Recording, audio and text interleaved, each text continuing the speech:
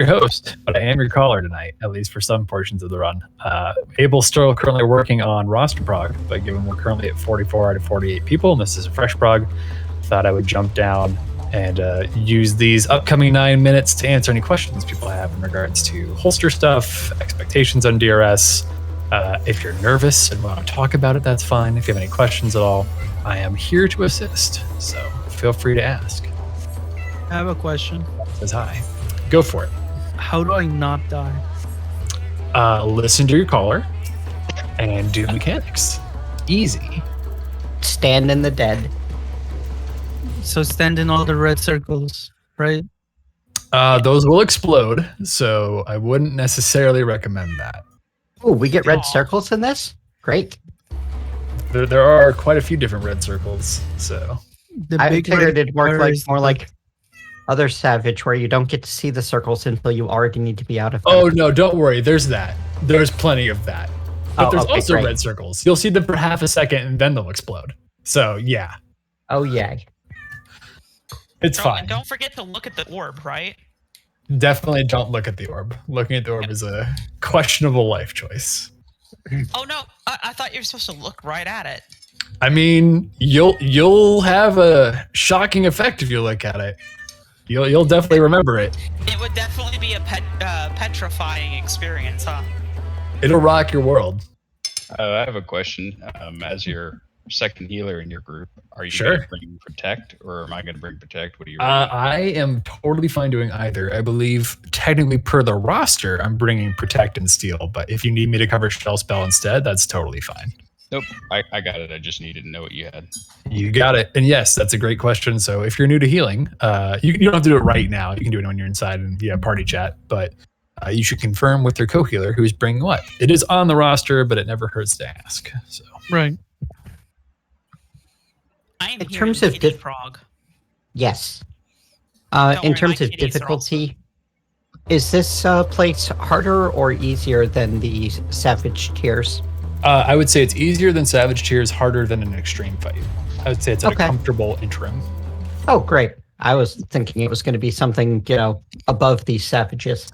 No, I mean, don't get me wrong. Like, some fights are definitely hard. And it's mostly just like, I know this is going to sound really reductive, but if you listen to your caller, you won't die. But there's certain fights like Trinity Avowed, which is further in, where there is personal responsibility that comes into play, and your caller can tell you what to do, but you have to actually execute on it.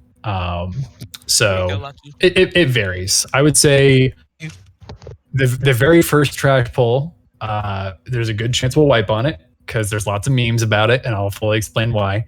The first boss, I would say, is more difficult than the second boss, and then most fresh prog groups tend to end after beating or wiping on the second boss, give or take. It's not like every fight has a hello world I have to worry about. No. I mean, Queen does, but like that's Queen, so you'll be fine. That's fine. Trinity Avowed. Also, I would actually personally, I think Trinity Avowed is the hardest fight for people to master. I agree. Yeah, I got to Trinity Avowed earlier today, and it just Brands made my brain break. You will eventually understand it, and you'll feel like Einstein. But Trinity Avowed is the first real roadblock for people of like, oh shit, I can't just listen to what the caller's telling me to do. I have to do like math and stuff really fast. Fuck. Yeah, There are 6 personal responsibility mechanics, and Yeah. none of them are simultaneous. But I'm excited. It's fun.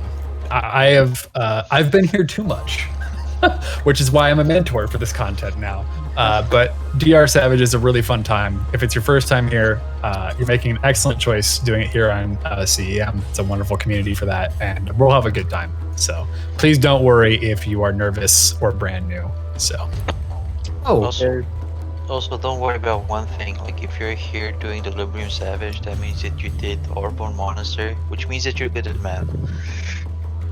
I hope you enjoyed math. I hope you enjoyed Mustadio. You'll see him again soon. You will. Rar, I do have a question for you. Yeah, go for it. I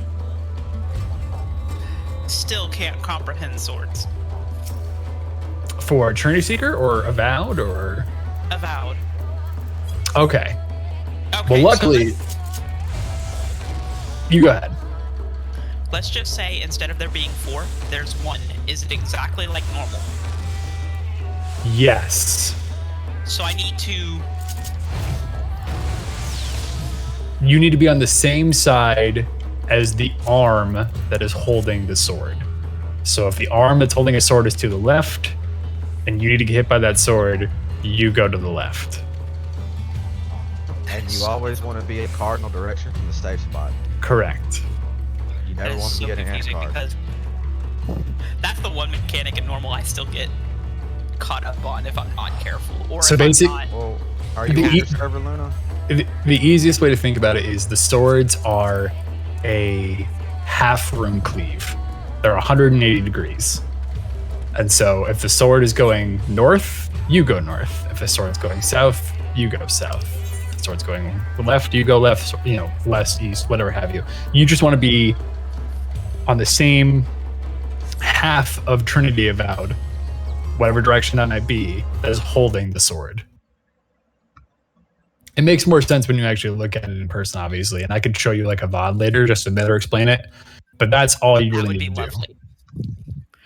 Because I keep getting confused. Like do. I'm I can like, definitely show okay, you a VOD later. I should be in the right spot, and then I'm like, oh, I'm dead. If you're I'm going to instantly server, dead, Luna. that either means you're on an intercard or you boiled yourself or froze yourself.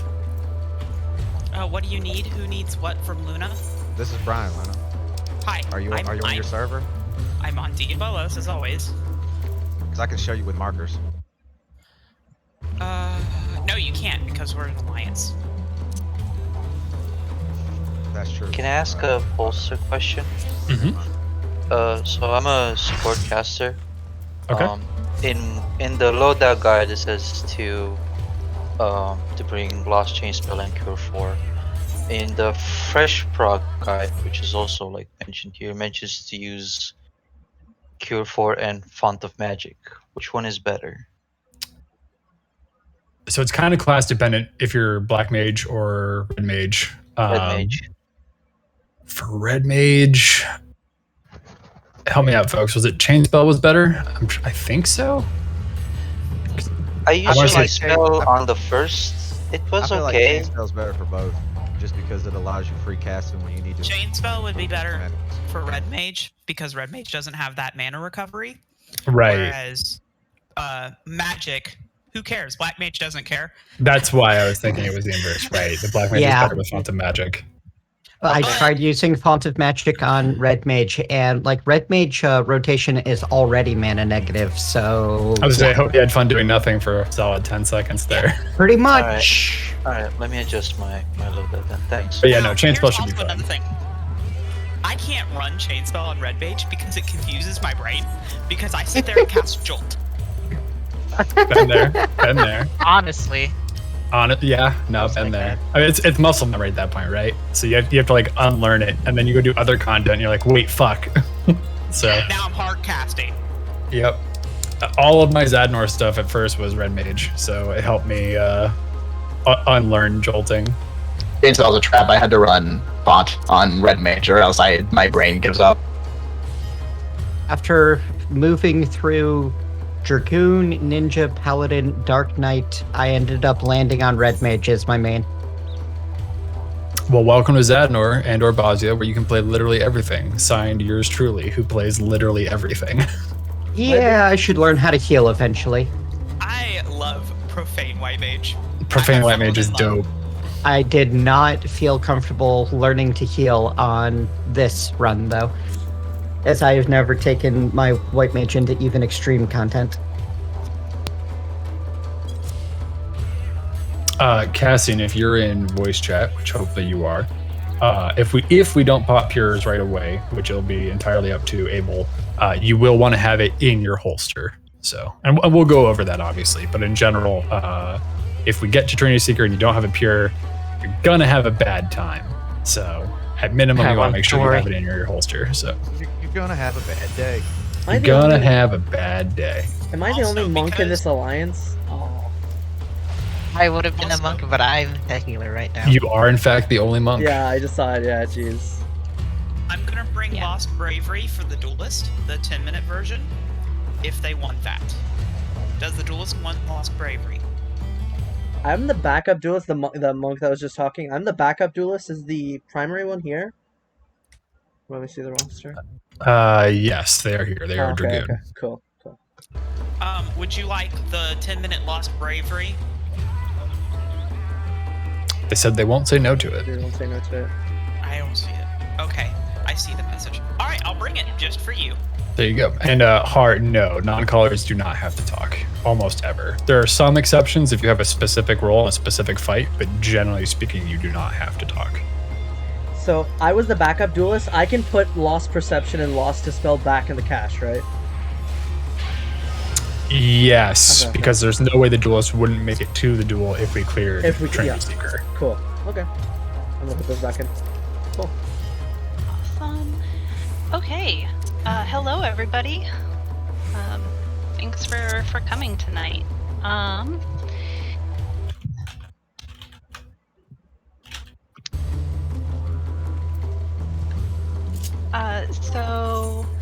As far as the essences go, for the first pull, definitely not gonna require anybody to pop their peers right away. It's a little bit of a learning curve, so if we do need to restart, we don't want to waste those. But let's see how we do.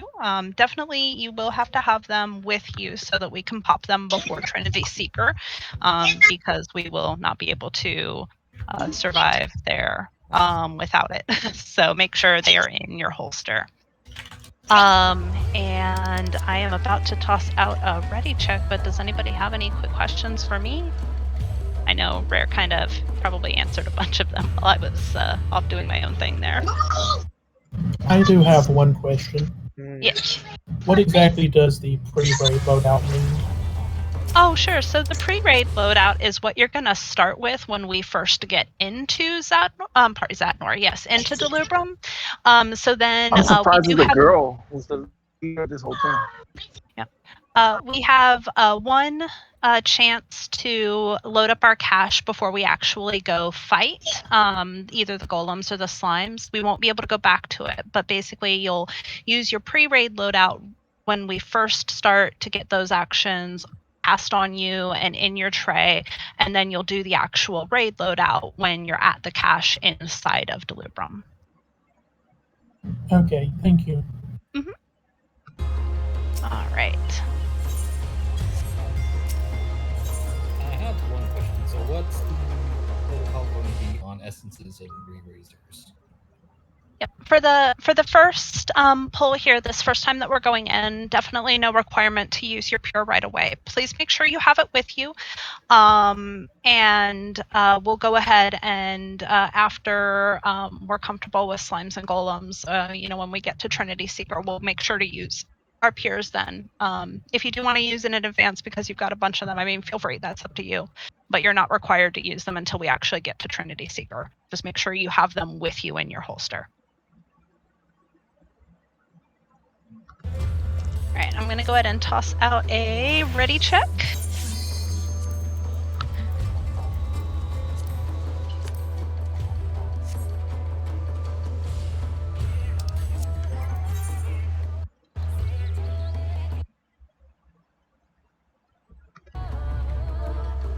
All right, looks like we are ready, so we're going to go ahead and hop in and then kind of go through a few more things inside.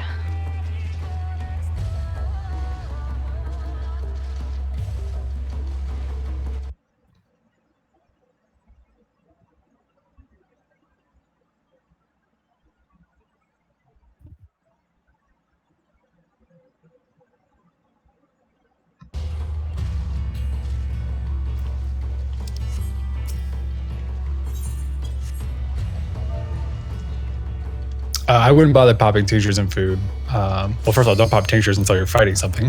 But don't fight food until we're actually like ready, because doing explanations for stuff might take us a little while, just depending. Yeah. I should have put up the meal plan buff on my FC. Oh well. I should have put up any buff on my FC. Whoops. I would say mine's currently not using any either. We're all throwing. What are we doing? Quick, where's that? Execute. Yes. Did it. Excellent. Awesome. I'm a genius. Oh man, we got in red as I was about to click execute action. Alright, here we go.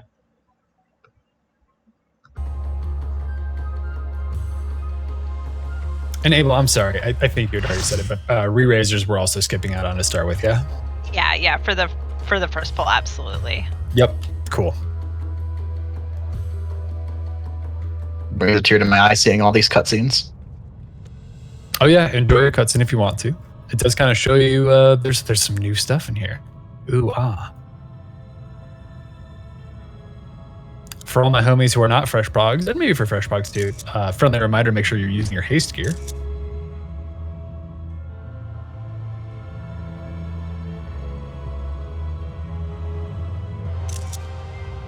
Damn. You don't need to have haste gear if you don't have it. It's That's just good. more of a if you have it, make sure you have it equipped. I think the haste gear is going to screw up my red mage gear brain more than anything else. Hey, I mean, no matter what, it's a DPS increase, so. Well, It just destroy your is. rotation. Any traps? There would not be any traps up here, no. Yes. So Yeah, just you as a don't have to worry reminder, really quick, there are 2 glowy pads on your left and right. Please, please, please, please, please, please do not touch them until you're absolutely sure you're ready to go. If you don't know what ready to go means, triple even more, don't touch them and just ask. There are no stupid questions in Fresh Prog. Well, that sounds like a challenge. I can almost guarantee you will not succeed because I'll take your question earnestly and answer it honestly. That takes the fun out of it. Yes, it does. That's why I do it. All right. So, again, nobody touch anything. But for reference, slimes are the pad to the left of the cache, and golems are the pad to the right of the cache. Our groups. Thank you so much for those waymarks. So very helpful. Our groups A, B, and C are our slime groups, and D, E, and F are our golem groups. And we will be kind of splitting apart for that part of it. I see a bunch of people at the cache and everything. Were there any last minute questions about that? Like, or did we all feel really good about, the loadouts and everything that we've got saved? Do we have banish cover? Yes. Do we have enough people with Dispel?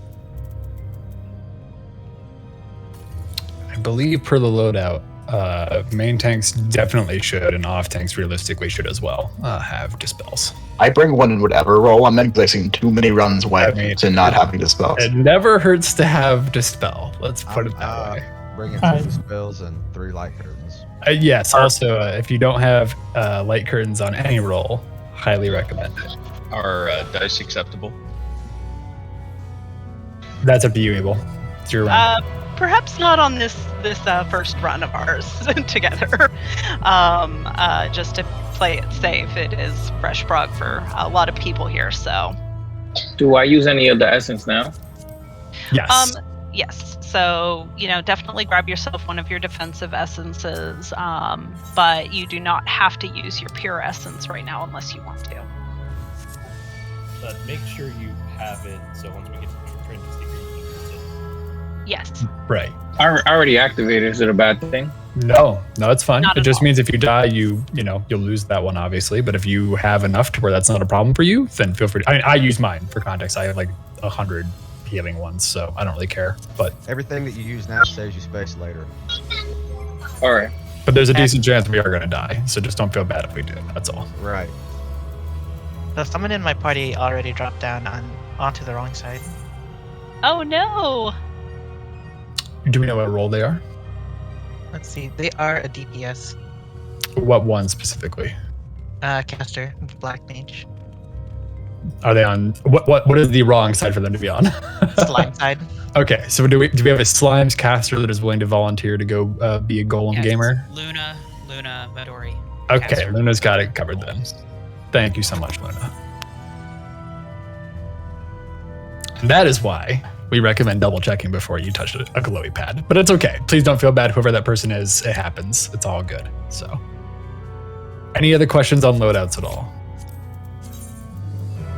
If you've popped an essence, and you are otherwise ready to go, feel free to jump down your pad. If you don't know what pad to take, feel free to ask your party chat. You do have party chat accessible to you, by the way. We do not have Alliance chat now that we're actually inside, but feel free to ask questions. Did you say earlier that if you die and you get rest, you still lose the essence? No, if you get res, you'll keep everything. But if we all die, we're all losing everything because we're leaving. So. Okay. I mean, you lose protect or shell. Just be alright. All right, I see a lot of people jumping down. That's good.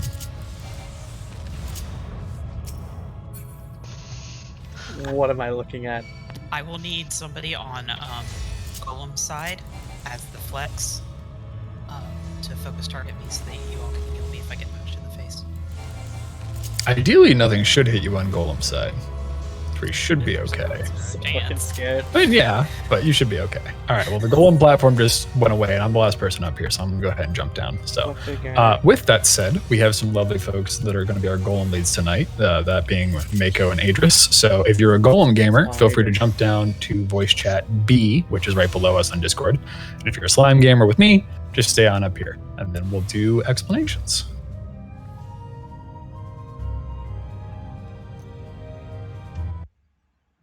All right, I see 18, 19, 22. Sorry, correct?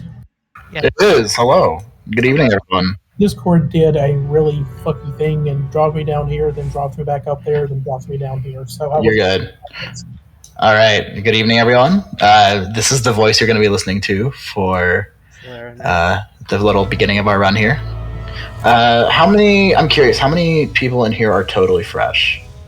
I am. Fresh here. I'm fresh to Golems. Very fresh here. Slimes. I'm completely fresh. Okay, so we have a handful of total freshies, so we'll do a pretty in-depth explanation here. So, for those of you who have never been in DRS before, this area that we're in right now is called the barracks. You'll notice it is not in normal. And these are 2 trash pulls we have to do before we get to Trinity Seeker. You're a little bit lucky in that Slime side is definitely the side that can go wrong faster. But there's a saying in CEM that every single run is a barracks prog, because getting past barracks can be an ordeal sometimes.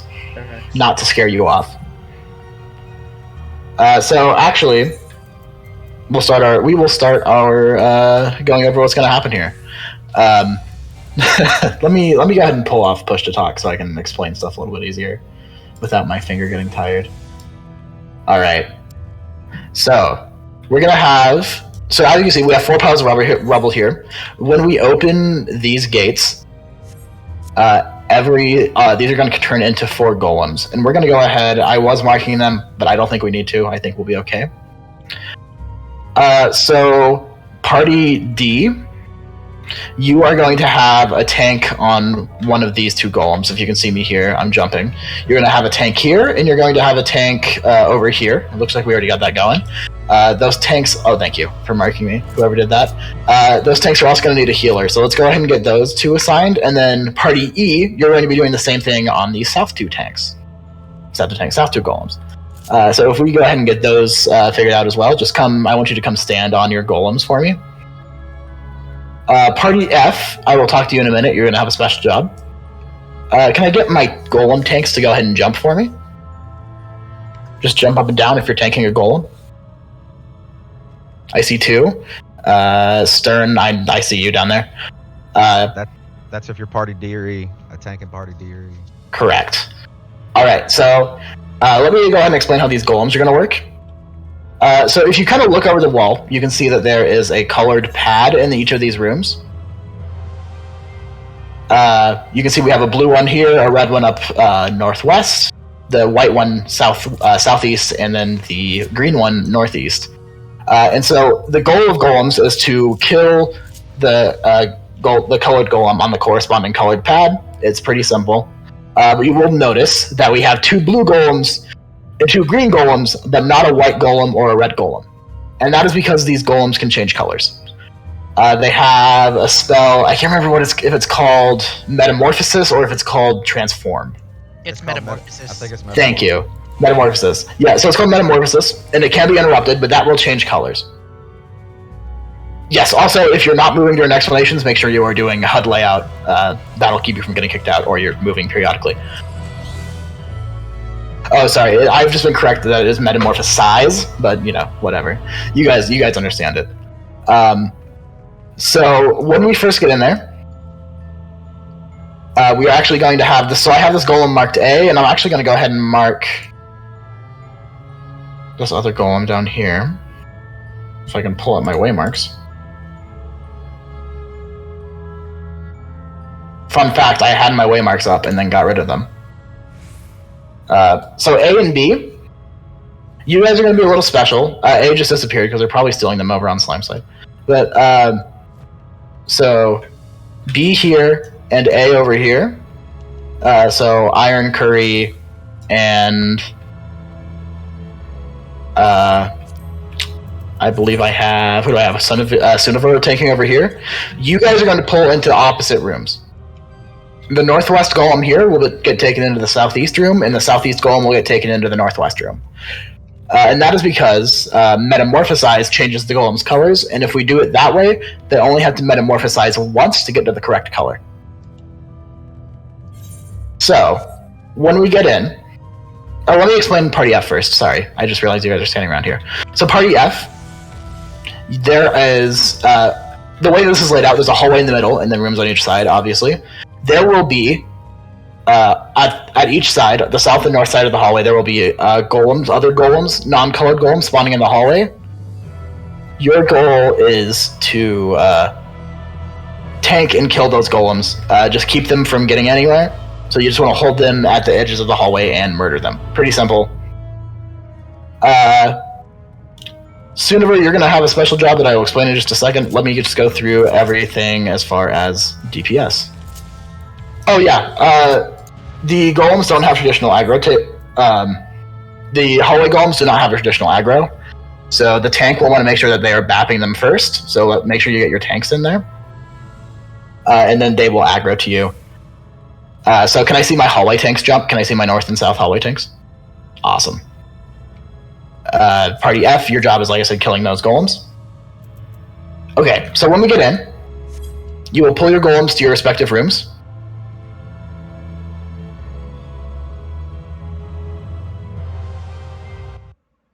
You will pull your golems to your respective rooms, like I said. Sunniver, you will be going northwest. Iron, you will be going southeast, as I need to go ahead and... I just want to reiterate, because I've seen that not happen many times, and it has wiped people. And you two are going to let one metamorphosize come off.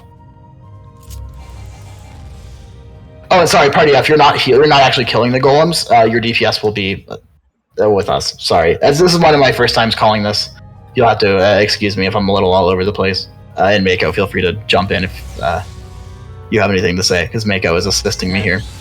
Yes. So DPS, we're all going to be together in a group.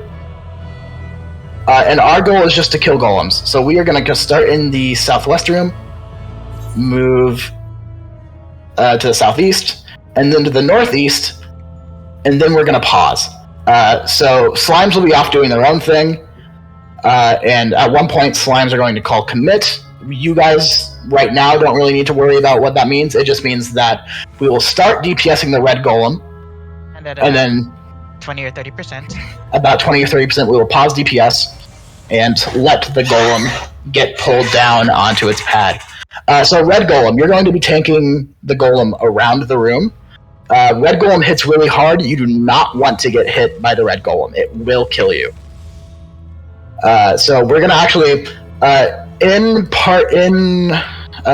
Party D. Can I get Party E. Can I get actually, I'll be in the room with Party E because I am fizz ranged. Interrupting the red golem for you, unless you want to do it yourself.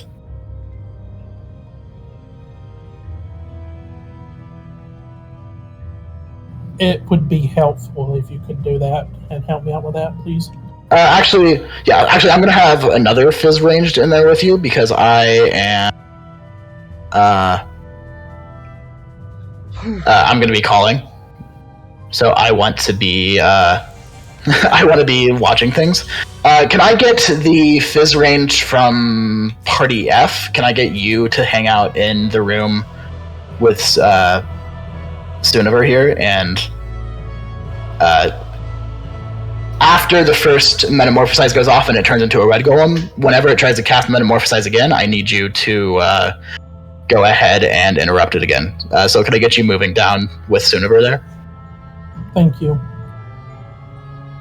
I should also mention I'm actually red-green colorblind, so this will also help me. Yeah, that's that will also help. Oh my God, poor guy. Actually, do we want to? If that's the case, just to be extra safe, do you want to? We can actually flip you guys if we need to. It should be fine. I just have to memorize it by how many times it casts. Yeah, it only needs to go. It only needs to go off once. I just want to make sure it's something. I just want to make sure you're perfectly comfortable with it. Yeah, once it goes off once, I'll be fine. Just tank it around the room and don't let it hit me. Correct. Yep. And then when you do pull it onto the pad, you may need to invuln if you're going to get smacked by a big thing. But that is totally. Totally up to you. Actually, sorry, not May. You will need to invuln that because that will kill you. You want to live or die or not? Yeah, that will kill you. But other than that, we'll have our Perceptors go in first. Who are my Perceptors, by the way? Just out of curiosity. Me, Vegeta. Vegeta, have you pre-percepted? Yeah, both south rooms have a trap. Both south. Okay, so both south rooms will have a trap in them, as you just heard Vegeta say. We're gonna let Vegeta run in first because there's gonna be a trap in the hallway. Oh my God.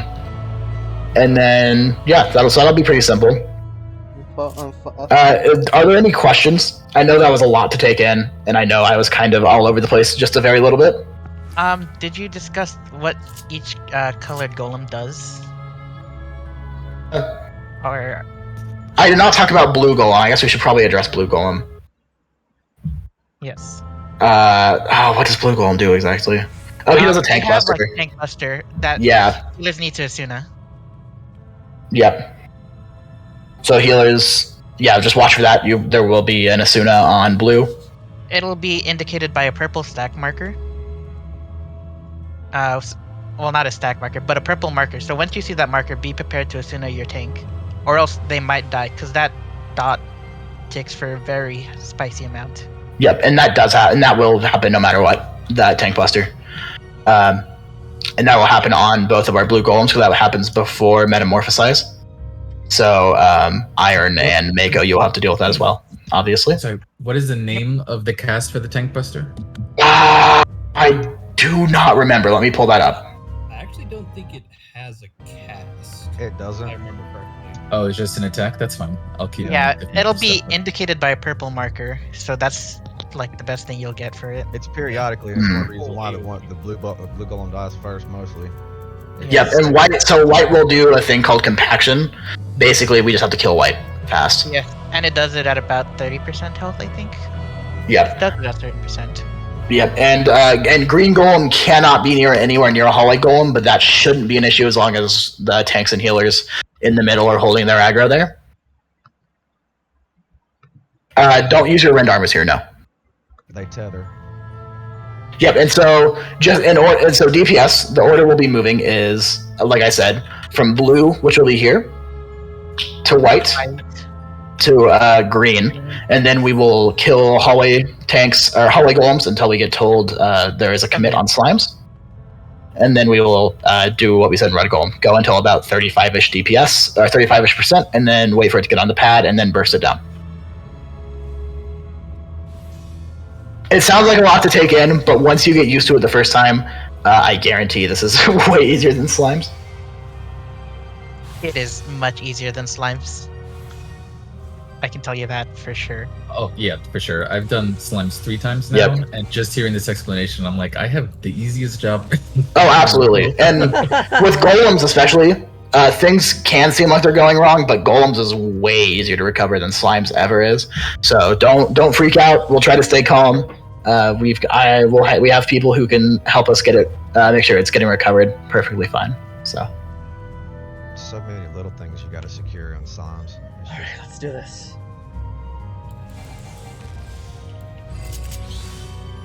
So yeah, if we are there any other questions before I shout? I just want to be 100% sure about one thing. Yeah. I drag mine to the northwest corner. Correct. Yep. Northwest and southeast. From your current positions, now you're going to trade. So. So iron, you will go to white. Correct. Iron, you'll be dragging it to the room with the white pad, and then Sunivari will be going to the northwest room and dragging it around there. And remember, so this guy goes south here, this does guy have goes here, this guy goes south. there. Both south rooms have a trap in them, so just be very careful of that. Again, we'll make sure that our preceptors get in and reveal everything for us before we I jump have in another there. question. Okay. Yeah, what's up? Do these 4 golems tether to each other? They do not. Wait. Oh, they don't? Oh, these do. Sorry, my bad. What was it? These golems will tether to each other, these 4 colored golems. Which is why we need to pull them apart. So I have a question. You mentioned before that the hallway tanks don't have the hallway golems don't have a regular aggro table. These golems that spawn here, I'm assuming that they're just gonna build up into a golem, I tag it, get enmity, and then drag it to my room. Right? Yeah, pretty much. Yeah, that's pretty much that simple. The hallway ones, yeah. So these blue, these colored golems are pretty much just being tanked as normal. Red and hallways have that same aggro table, where the first person that hits them just gets all of the enmity forever.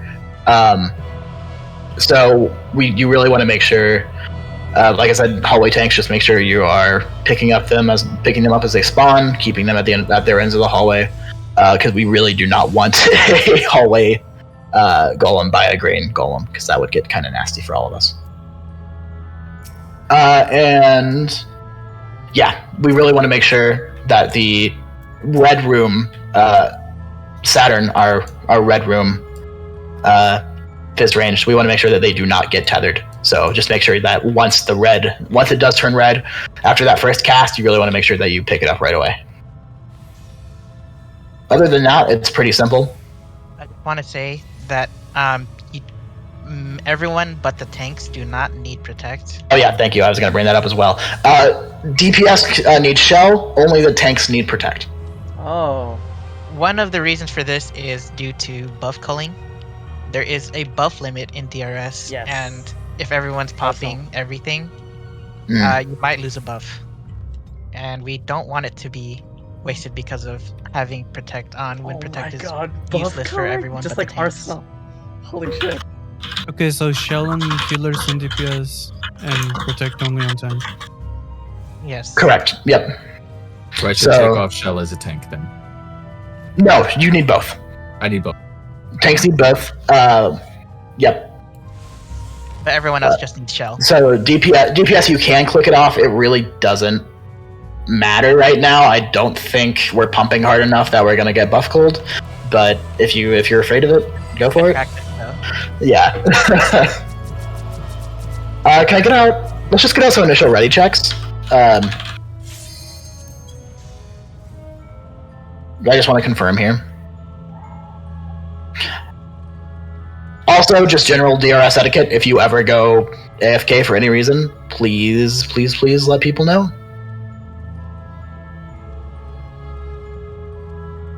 And then party leads, obviously, just shout it out. You guys know the drill. If you could put it. Ready? I don't remember. I do Dreddy. It just depends. All right, we got Ready, Freddy, and then we have a Riaddy from me. And since. All right, so we shout golems are ready. I'm gonna put Riaddy in chat for my own sanity. I just want to mention one thing quick. I'm not sure if you mentioned this, but since the traps are south in the rooms, so those will get percepted, and then there is a trap in the middle of the hall somewhere. Correct. If you actually look, Original co-tank was the other preceptor, but we have a fill-in and he didn't know that he was the other preceptor, or they didn't know. So I'm gonna get the hallway first, and then I'm gonna do the south rooms, and then go north to my golem. Yep. So just make sure we were letting Vegeta go ahead.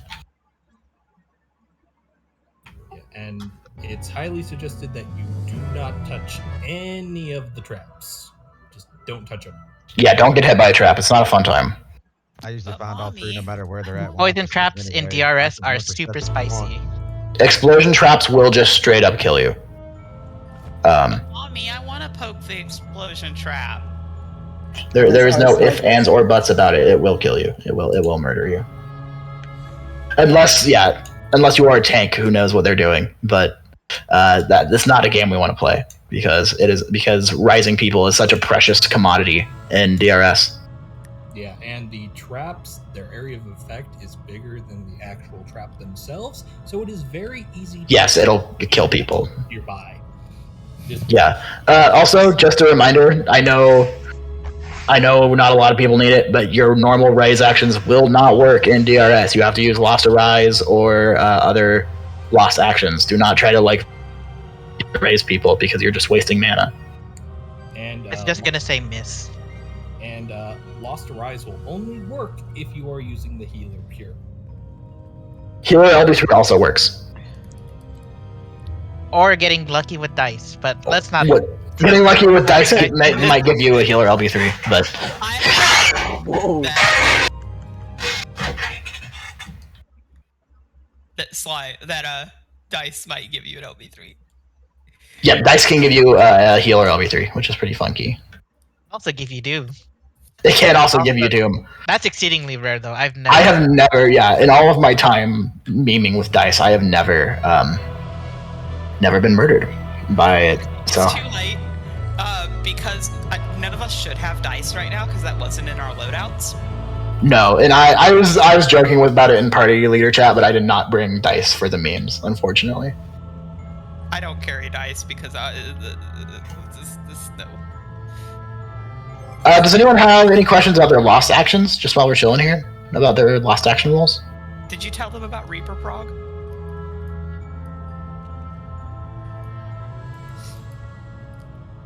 Yeah, I mean, I can even try to explain slimes a little bit if we're chilling over here. If anyone has any questions about slimes. Can I DC?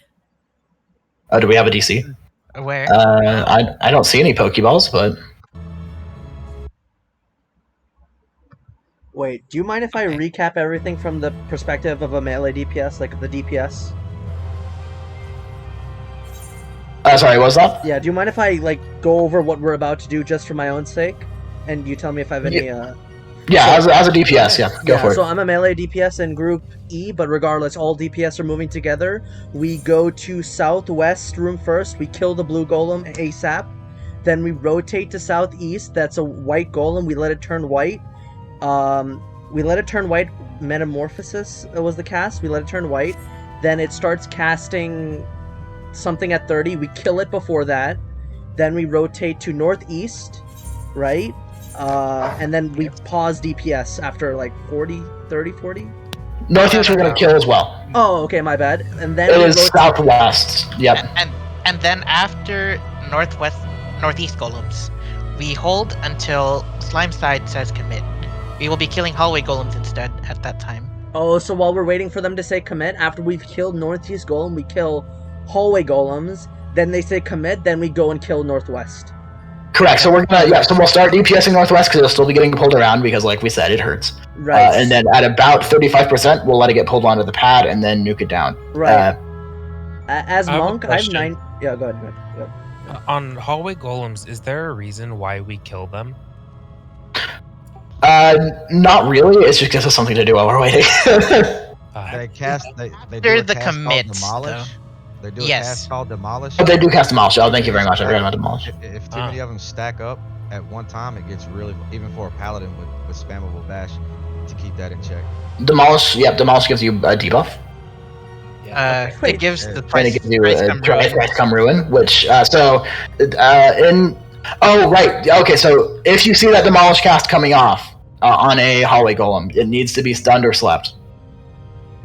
That Wow. after. After that only happens after Red Golem is dead, and I forgot to explain that because that could wipe us.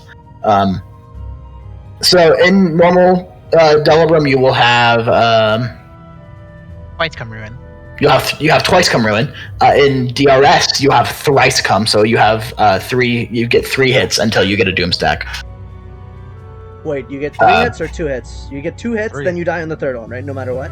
Correct. Okay. The third hit will give you a doom stack. Okay. It sounds like slimes it's are better. ready. Slimes are ready. All right. You know, Monk's Dot is called Demolish. I wish we had that. What they have. Yep. Call everything in 3 hits. All right. Go ahead and open the door at 2, Vegeta.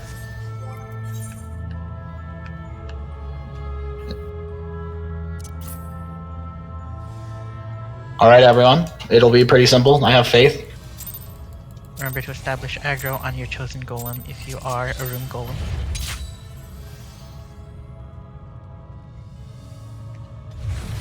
All right. Wait for your Preceptor.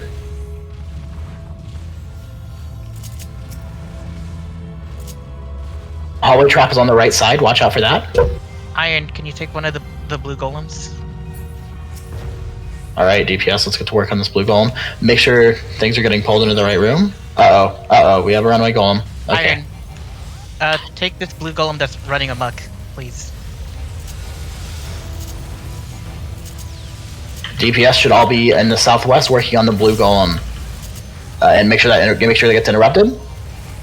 Okay, I got pull it to the southeast.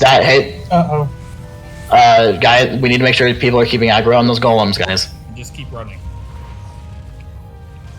Yeah, I did a mistake. I'll be fine. All right, we got it back. Make sure it gets on the pad. Remember, if your golem's the right color, you want to make sure that it's getting interrupted. Make sure you do have your stance on, by the way. This cast. Okay, interrupt that Metamorphose. Thank you. All right, we're onto the white golem. If you're a DPS in the hallway and you have a stray golem, just take it north or south near the hallway. Correct. They tether. We can't get it off you. So if you attack it first, it's yours until it dies. Okay. We'll wait for a tank to. I know it was confusing there for a second. We want to make sure this dies before compaction gets off, or else it heals. All right, good. All right, moving on to green.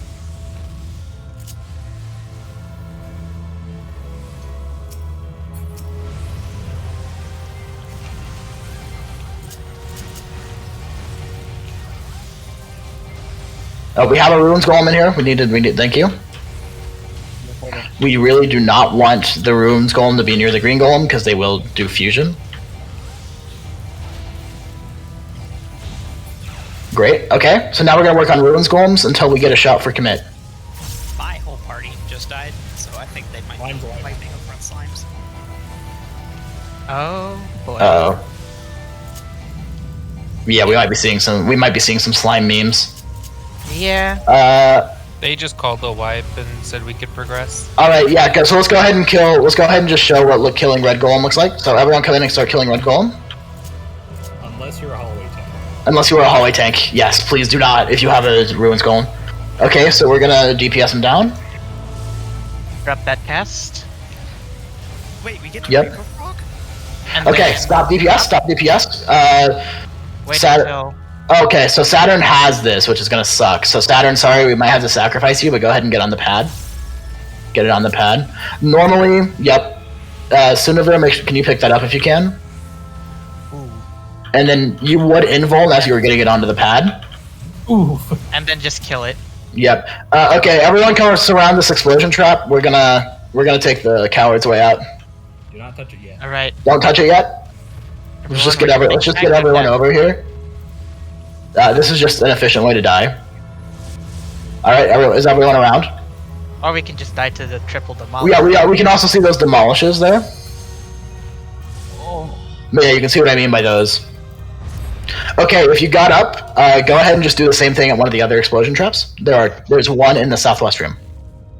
Or wait until the demolish goes off. Or wait until the demolish murders you. That will also do it. I mean, there's enough of them going out. But yeah, we did recover there, so good job, guys.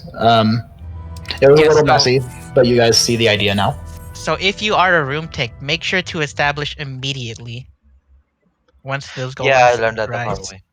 I learned that the hard way. Yeah, I was a bit slow on getting mine after it metamorphized. We just click leave duty, right? And we take the 300k minus? Okay.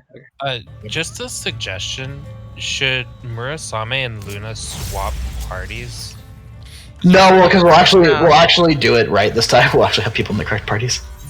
Hopefully. Yeah, I'm just talking for explanation purposes, because Luna, if Luna's new and Murasame's new, I'm not new. Luna's not new. Yeah. Okay. Oh, then specifically for Murasame, then I guess. Well, and Luna, were you just DPS, or are you tank? Yes. Or a healer? Sorry. Caster DPS, but I can flex to any role needed.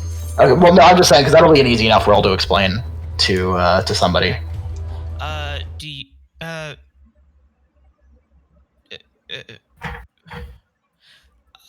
I'm not the boss. Tell the boss to tell us what to do. Let me hop up and ask really quickly.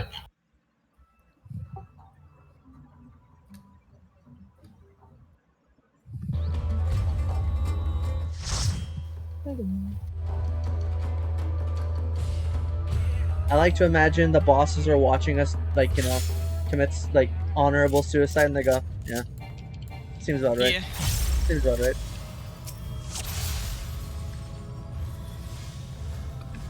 Yep, Luna, go ahead and switch back to your original party. Yes.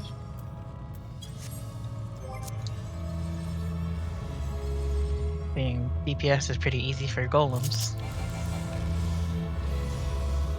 Yes, so Golem's DPS is super simple, and we had the right idea there. We would have been fine had slimes not wiped.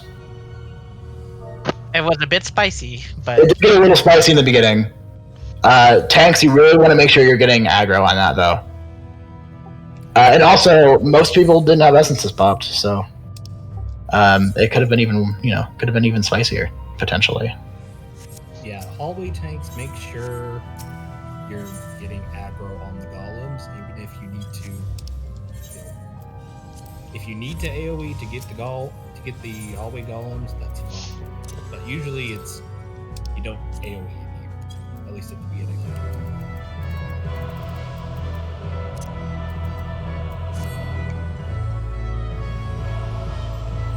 I'm gonna double check just to see.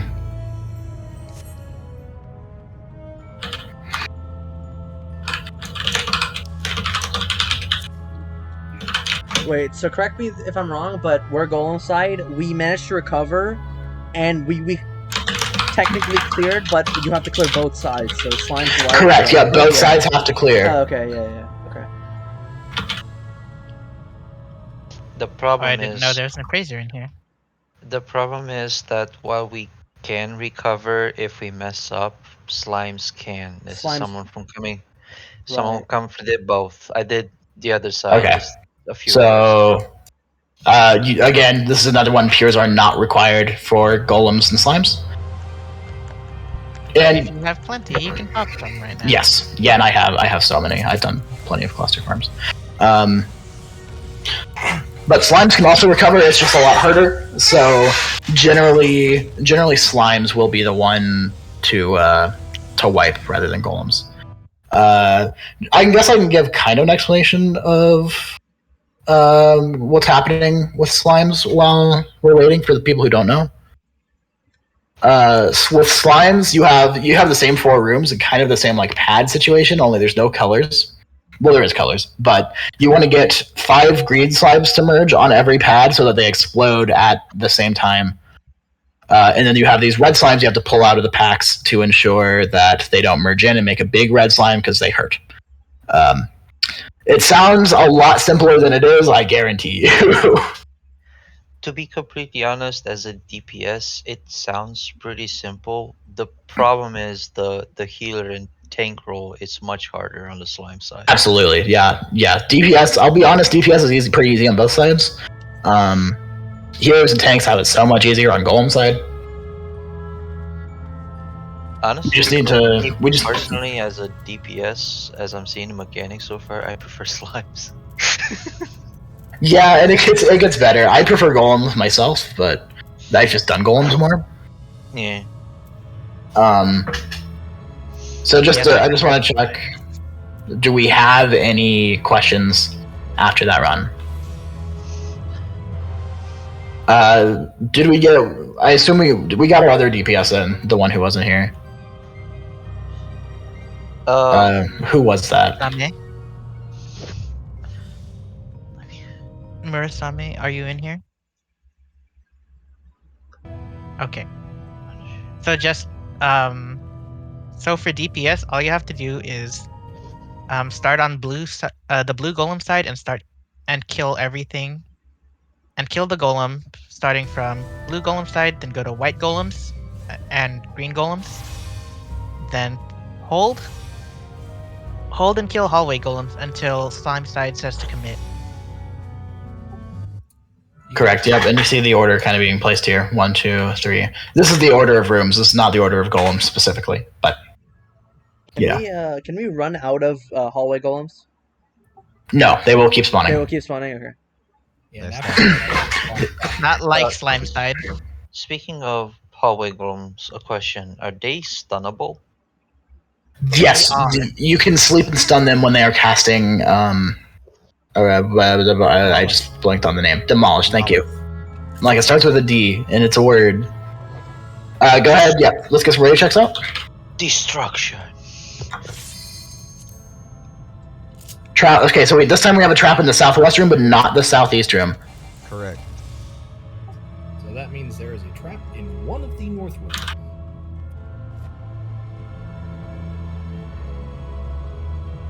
So yep. So north rooms this time. You want to be careful. Make sure that we get our Perceptor in there beforehand. Yeah, this time the other Preceptor has there's another Preceptor, so I'll just go straight north. Awesome. So that means our other Preceptor wants to find the trap in the whichever room that was, the southwest, I believe, southeast. Southwest. I was correct the first time. Group D. Make it ready. Awesome.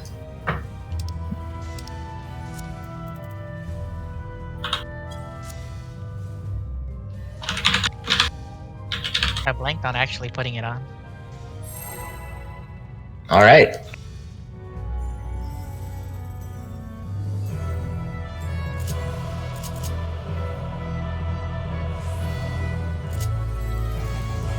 And remember, tanks, you really need to establish aggro on those golems. Try not to let them wander all over the place.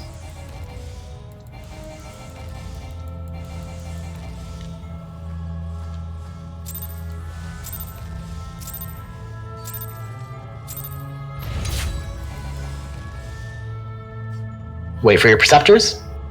Alright. Trap right in the middle of the hallway this time.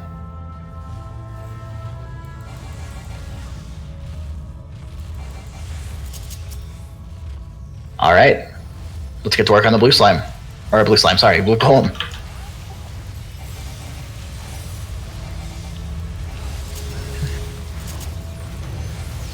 So tank busters will be going after the blue golems. Yep, make sure you SNO.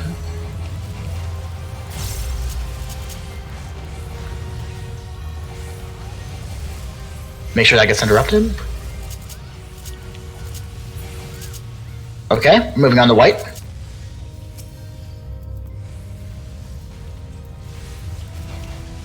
Great job, everyone. This is looking really good so far.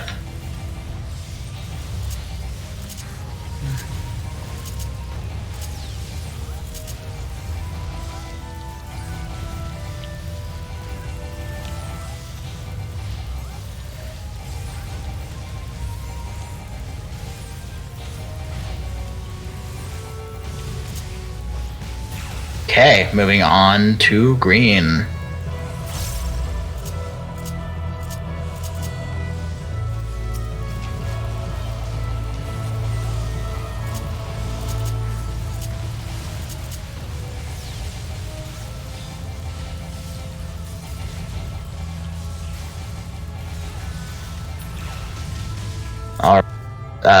We are 3 out of 4. Go ahead and start killing ruins golems. We have some both south and north.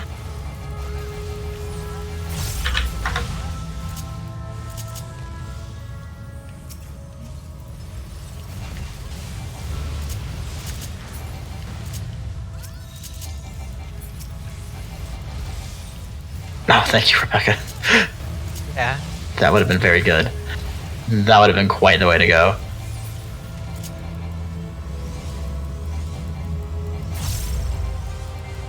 Right? Just keep at it whenever they spawn. Commit. Do not... Okay, we have commit. Go ahead and start DPSing the red.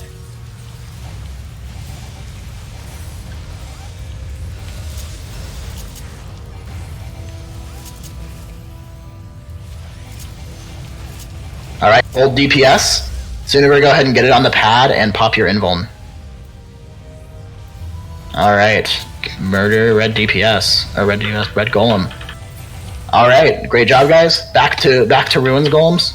Remember they need to be stunned or sleeped whenever you see that demolition cast coming off.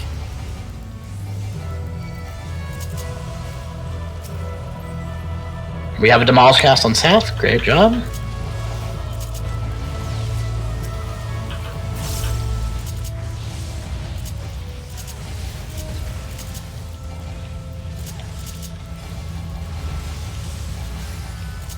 Another demolish on south.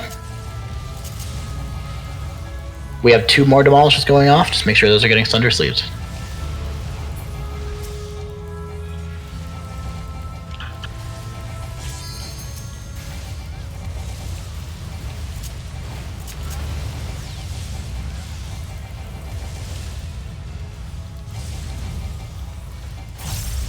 Slimes might be wiping, but keep at it, guys. Make sure those demolishes get interrupted. Thank you.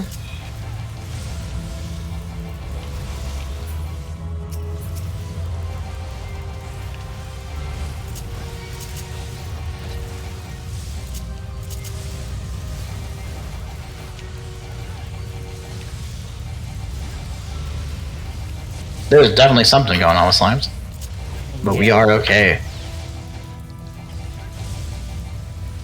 Yeah, looks like there was something happened.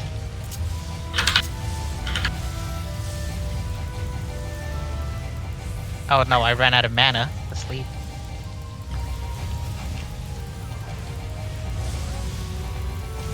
Okay, that was a slime wipe. We are gonna go ahead and just let these demolish casts go off, honestly. We can take the explosion trap together. Let's hold hands. Let's let these demolish casts go off, and then we'll use the explode. Oh, never mind, someone set it off already. I was gonna say we'll set it off for anyone who gets re-raised. Anyone who gets re-raised, just go ahead and let the demolishes kill you. But again, that was fantastic. You guys did everything very well. I am very happy with our golem side. So I have a question that just popped into my head. Yeah, what's up? What if the metamorphosize goes off and it dies on the pad?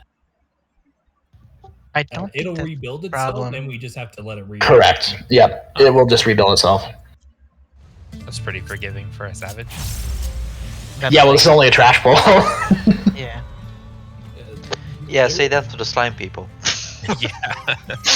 Wait till you see the last trash pool of this fucking raid. Did Reaper show up? Oh no, we haven't seen the Reaper yet. No, not that. I think slime saw the Reaper. If I understood what they did. Wait, what's the Reaper? So basically, don't worry about it. You don't need to worry about the Reaper. We wipe.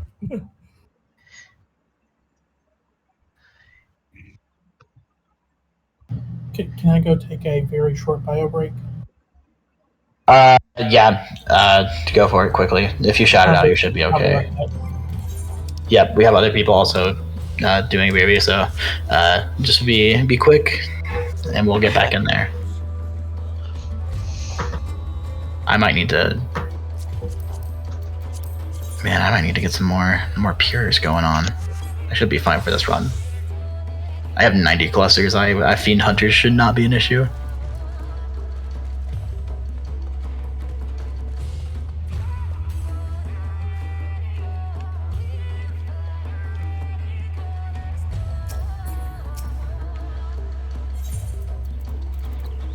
Everyone's taking a bio break, so that means my queue also. Yep, go ahead and take, if you guys need it, take about a 2-minute bio break. If not, get up, get some water if you need to hydrate, stay hydrated, posture check, all the good stuff. Where do you get pure essence of the Field Hunter? You get, I do not remember what the exact fragment is, but they are from the fragment, one of the fragments you can buy with clusters in Zadnor. Oh, okay. Because I'm missing 2 pure essences, and that'll complete my cache. Let me see if I have any on me so I can tell you. If it's Field Hunter, you need the Finesse.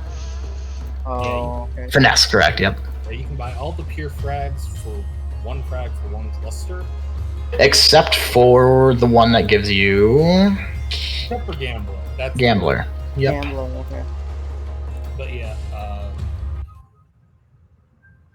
Okay, because I'm missing the one right before Pure Essence of the Elder. I'm missing that one. And then the one after Duelist, which is also missing. the one before Elder is Gambler. So that's DRS, okay. And you said what was the other one? The one after Duelist. That is Fiend Hunter. So, okay. Fiend Hunter is your Fizz ranged essence. Yeah, I'm Monk, so Duelist is all I need. Cool. Yep.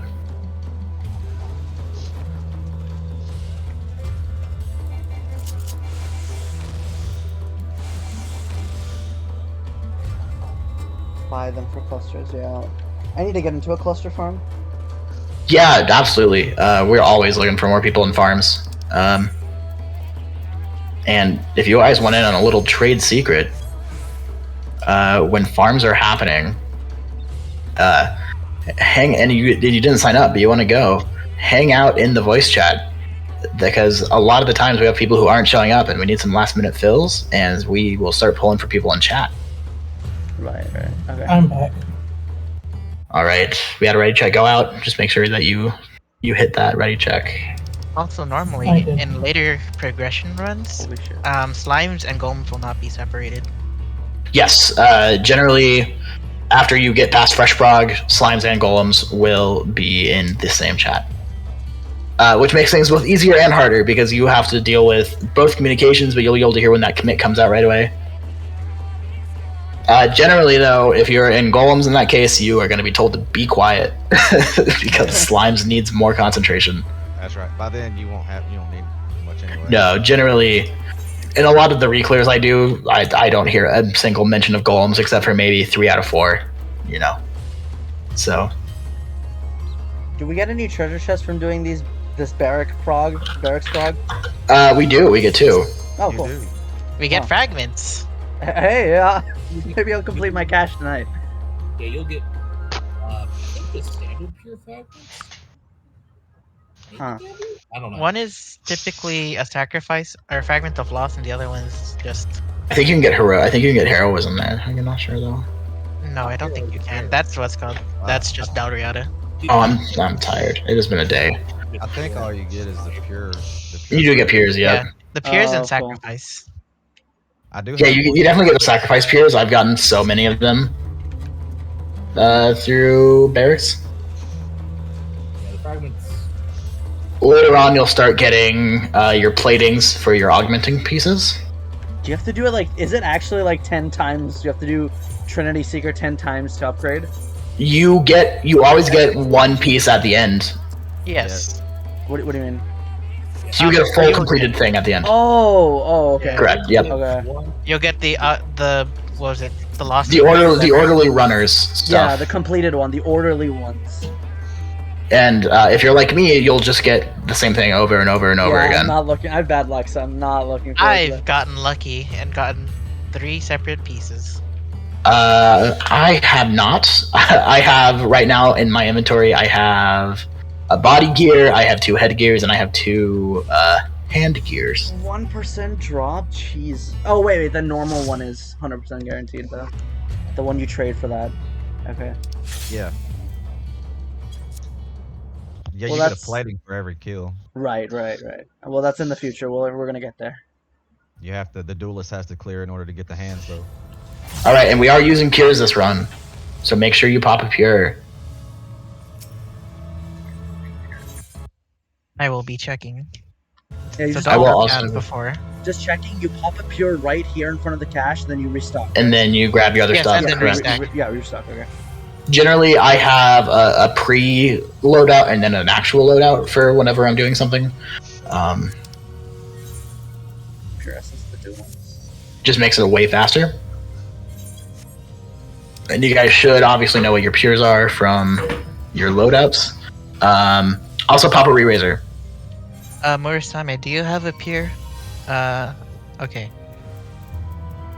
Re-raisers are super nice, and will save healers a lot of headaches. Yeah. The varieties are a commodity. Yep, and they like to miss.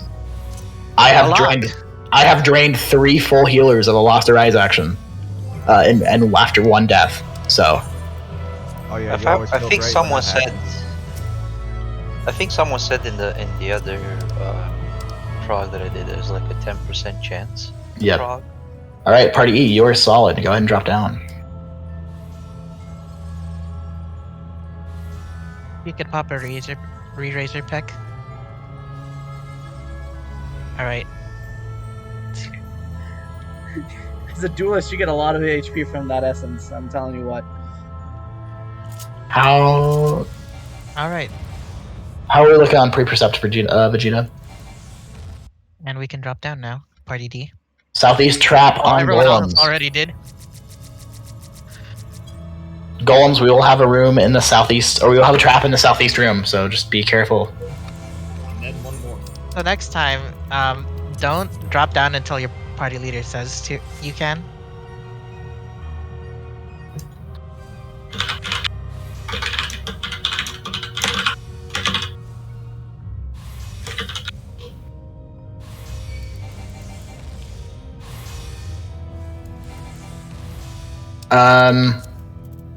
Once your party drops down, go ahead and just do a ready check for me. Party leaves.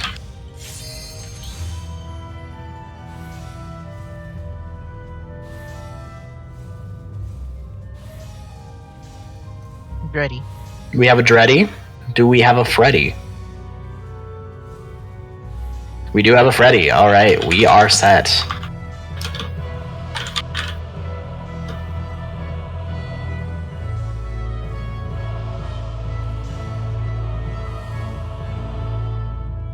Just doing the exact same thing as last time, guys. That was really good.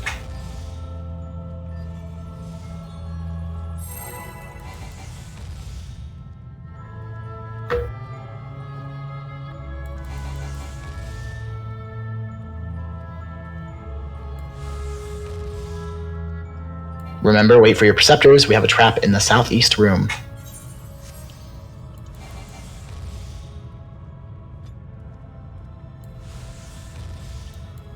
Tanks, make sure you have your stance on. Just the last stance check.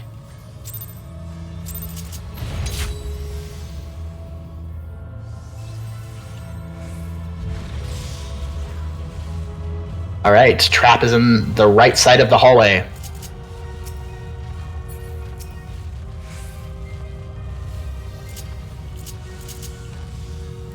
DPS, let's go ahead and get on this blue golem, please.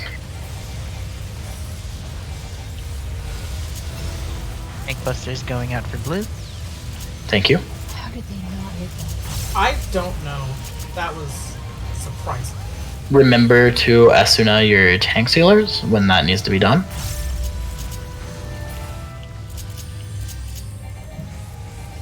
Alright, we are on to white.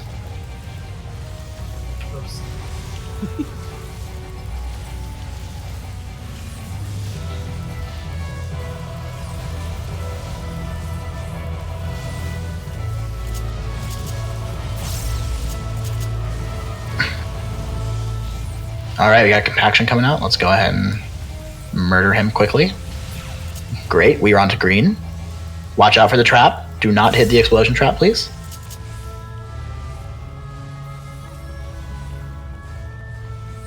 And do not hit the one in the green room either. There's one right in the doorway of the green room. Really unfortunate placement. Yeah, that is some serious early door prog we have going on. All right, hallway golems, please.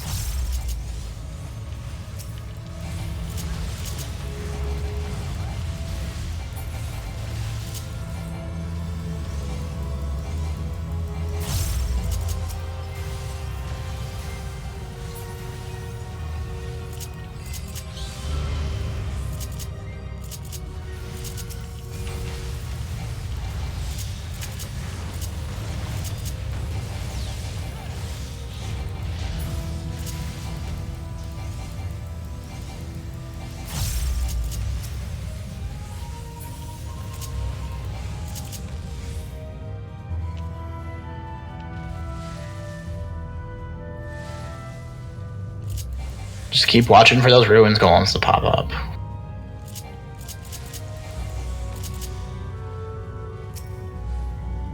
All right. We are committing. All right.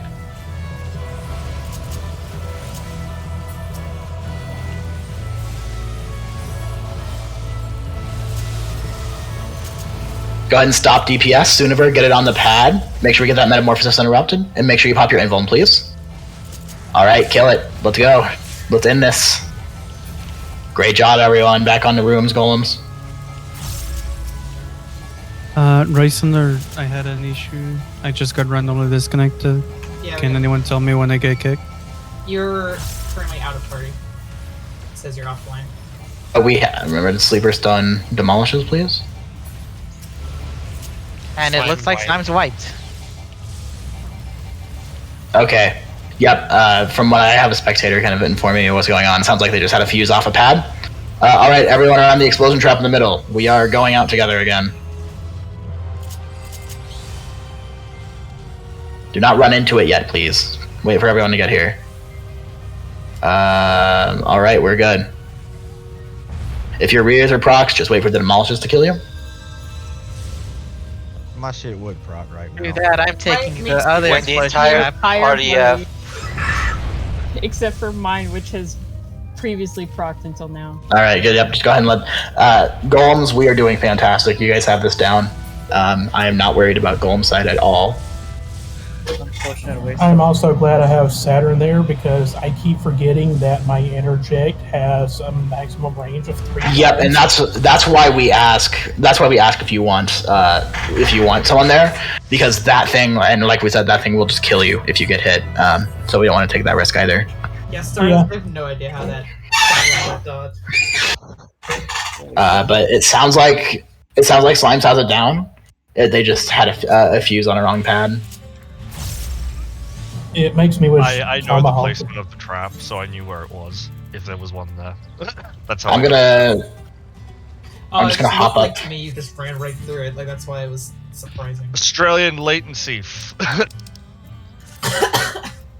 Nice. Imagine being from a country with wrong seasons. Wrong. Correct. Wrong, he says. They're wrong. They're not the correct seasons. They have the opposite ones. I know they have the opposite. How is it wrong? Because it's not correct.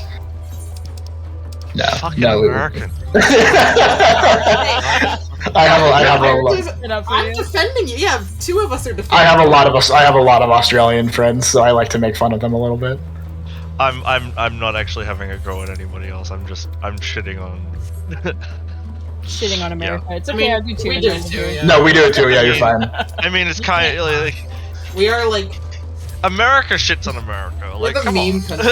Yeah, we are a meme. We are the meme. And America, yeah. No. I mean, but at least we don't have to wear a harness to stay on the wrong side of the earth. Wow. I love that. You could understand that we don't need to do that. We just all live in the same giant fucking prison and call down the hole to each other. Yeah, I love that. There's that copy pasta about someone throwing a boomerang at someone's rusty harness so they fall off the earth into the sun. It's fantastic. All right, yeah. So just make sure you're not dropping down until your party leader says you're good. It's just even if you know you're good, it's just more of an etiquette thing. We like to make sure.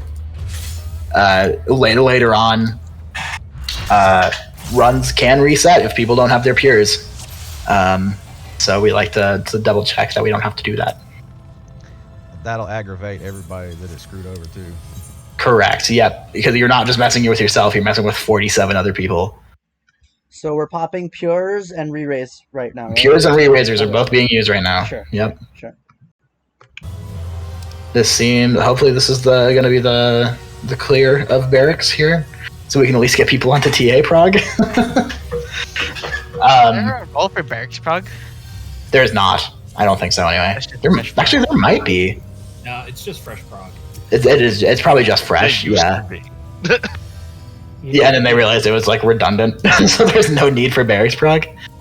Okay, party E, you're looking solid. Go ahead and drop down. Let's see.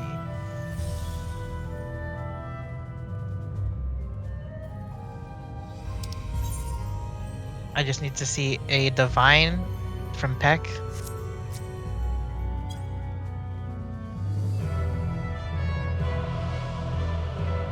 I'm gonna need to grab more Indoms after this though. Oh yeah, no, I'm gonna need to grab some more Fiend Hunters. I normally run as Red Mage. So I don't have as many supplies for Fizz range. Yeah, no, that's the same thing. I usually run as Monk, so I don't have as many tanks. Peck, do you happen to have a pure essence? Okay, good. D is ready to drop down. All right, so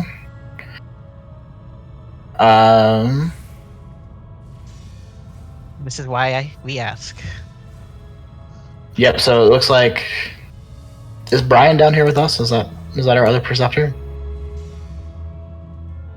Yes. Okay. Cool. I just wanted to double check. Thank you, Brian. So yep, southwest room has a trap. Southeast room does not. So we will have one trap north.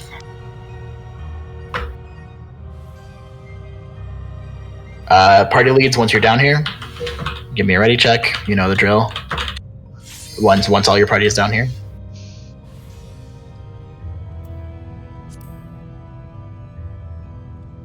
Okay. We have Freddy and Dreddy. All right, we're good to go.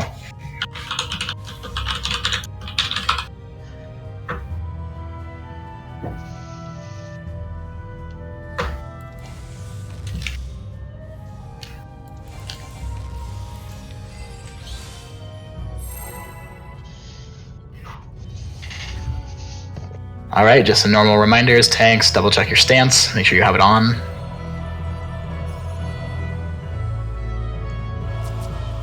Wait for your preceptors. You all know the drill by now. You're all consummate professionals at golems.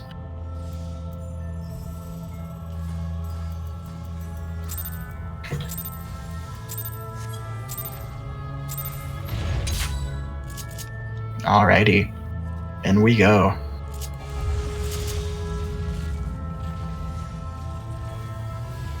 Trap is in the middle of the hallway. Please be very, very careful about that. DPS, we are on Blue Golem. Remember, those Blue Golem tank busters will be coming out. Watch for that, healers.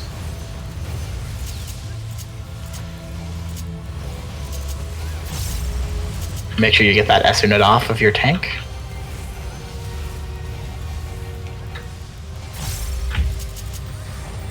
Nice. Alright.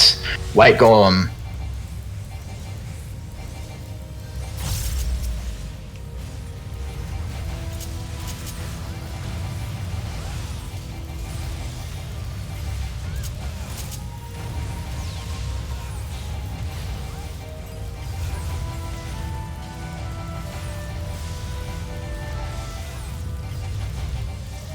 Yes, done before we have to see this. Thank you, everyone. On to the green golem. Watch for the trap, please. I've never seen that go off. I have once, and it's not bad, it's just inconvenient.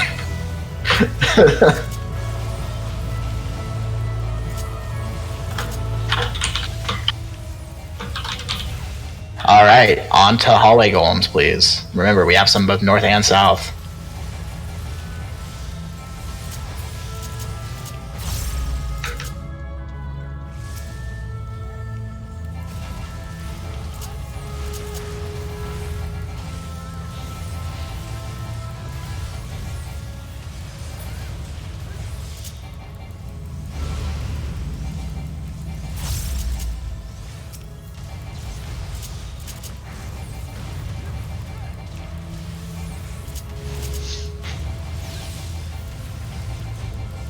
There's our commit. All right, on to Red Golem, please.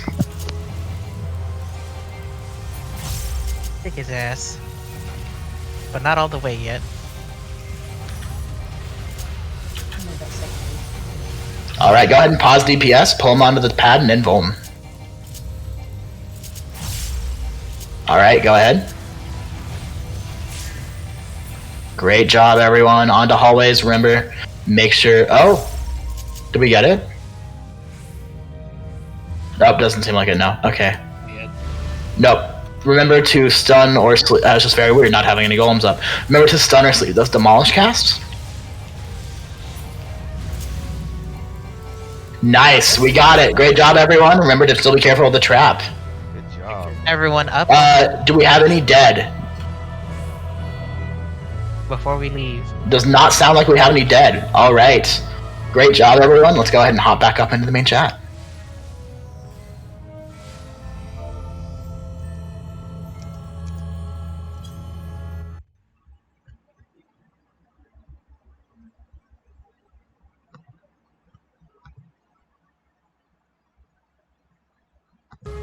Please help.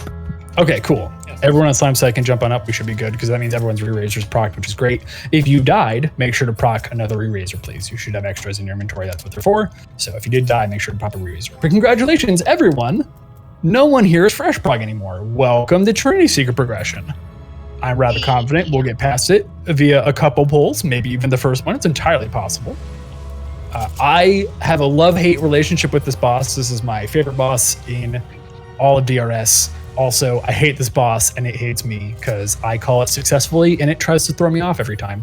There is personal loot downstairs, back by the portals we just jumped up from. So there's personal loot. Everyone should go get it. Please go get those free fragments. You've earned them. But welcome to Trinity Seeker progression. Okay, so real quick, I'm going to talk about this entire boss. It will take me a little bit, not too long, but a little bit. So make sure if you do need to go AFK, as Luna just did, make sure to say so in chat so we're aware that you're not here. I would highly recommend going into /HUD layout. Well, excuse me, whilst I'm talking. Otherwise, if you have ADHD brain, you can just run around in circles like I do sometimes. Whatever floats your boat, just don't get AFK. That's the most important thing. So the hardest boss in here, personally, for new people is Trinity Avowed. For a caller, the hardest fight is Queen. That's my and for tanks, Stiglord. There's three hardest bosses. It depends on what your job is. So anyway, okay, Trinity Seeker. It's really not that bad. If you've been to Trinity Seeker normal, which all of you have, you've actually seen most of the fight. It's just that now how this works is it's a lot faster, like significantly faster, and Trinity Seeker will stack certain mechanics together that it wouldn't have done in normal mode. And there's a couple new things here and there, but generally speaking, if you've seen the normal mode, you've seen a fair amount of actually how this fight works. Okay. I'm just going to explain the various mechanics order by order. I'll tell you right now, if you're fresh to this, it's going to sound like I'm telling you fucking calculus. It's really not that bad once you've actually seen it in person on a couple polls. It's just, it sounds like a lot because it is a lot visually, but it's genuinely not hard. It's just a question of execution on where, if you go where I tell you to go on this fight, you'll be fine. It really is genuinely that simple. So yes, this is one of those fights that just gets much easier with practice. It is, in my opinion, much harder than Dahu and Queen's Guard, which are the next two bosses. So anyway, okay. Trinity Seeker starts out with a raid wide.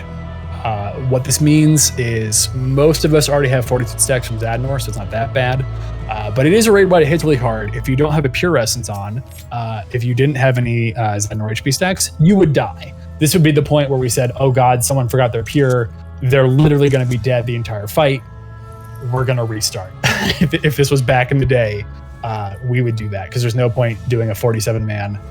It's right at the start. It's much harder. But anyway, everyone here is a Pure, so we're all good. No worries there. But raid wides do hit hard. Whenever I call for a raid wide, I would ask if the healers please respect that. Make sure that you're popping heals, mitigating people as necessary, just in general. So it's really not that bad with the Zadnor HP buffs that most people have, but just respect it. So anyway, starts with raid wide. Okay, first major mechanic is called Fourfold Mercy. And so how Fourfold Mercy works is you'll see swords that are glowing.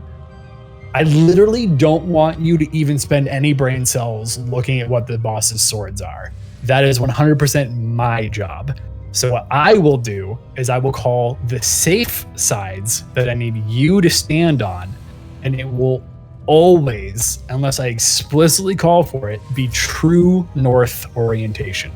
So what that means is if you look on your mini-map, A is north, and A will always be north unless I explicitly call something as boss relative, which can happen in like one instance, but otherwise it's not common.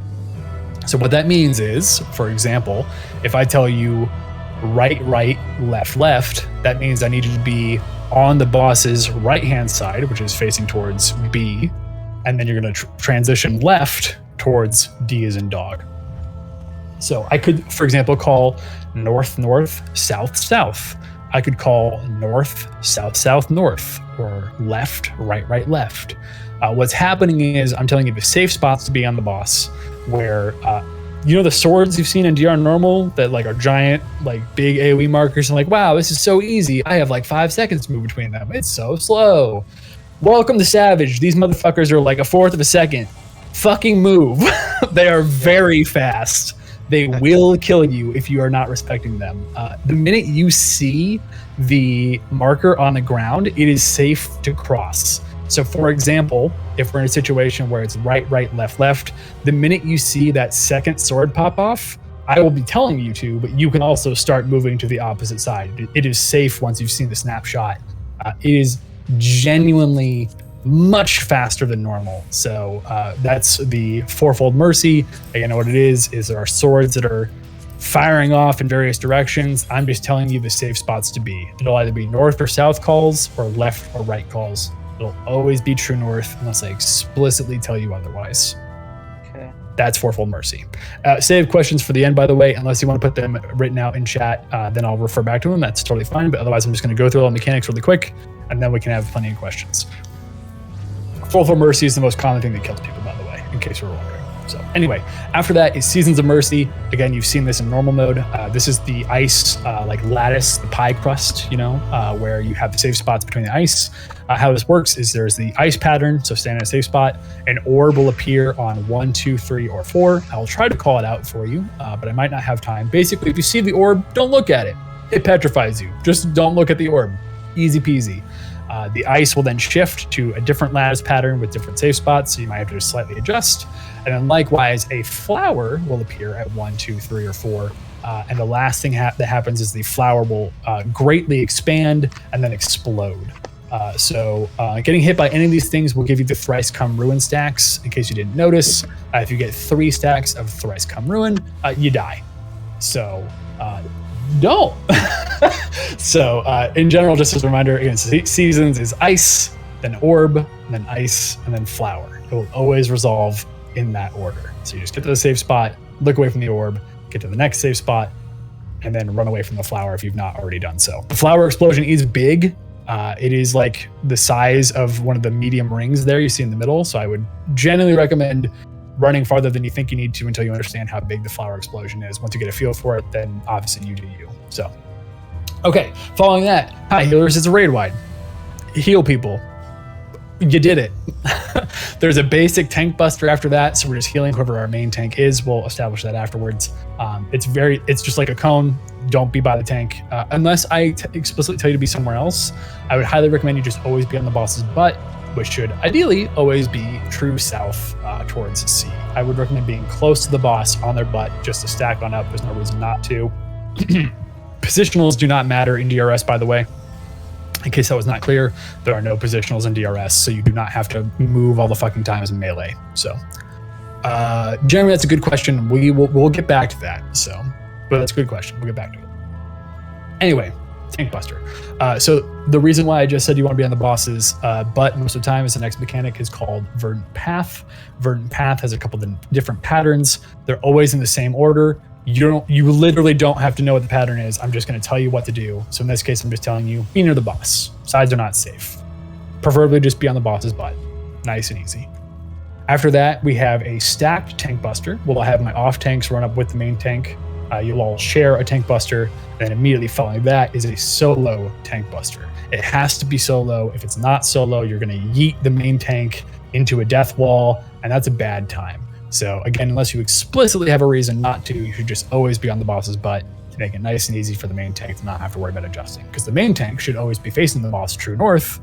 That way all the mechanics are true north. Are you sensing a pattern here? Hopefully you are. All right, following that is chains.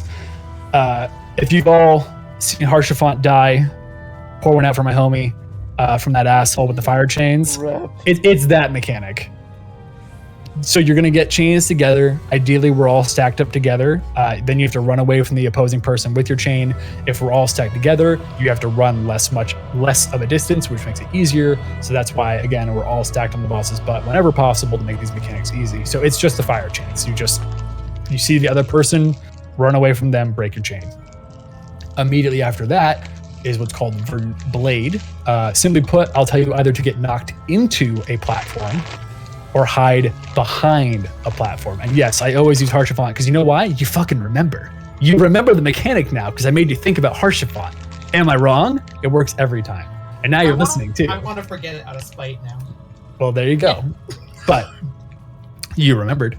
So anyway, just to repeat real quick, immediately after chains, you will either get knocked into a platform or hide behind a platform. In case you're really curious, if the swords are glowing, we're getting knocked into a platform. If they're not glowing, we're hiding behind a platform.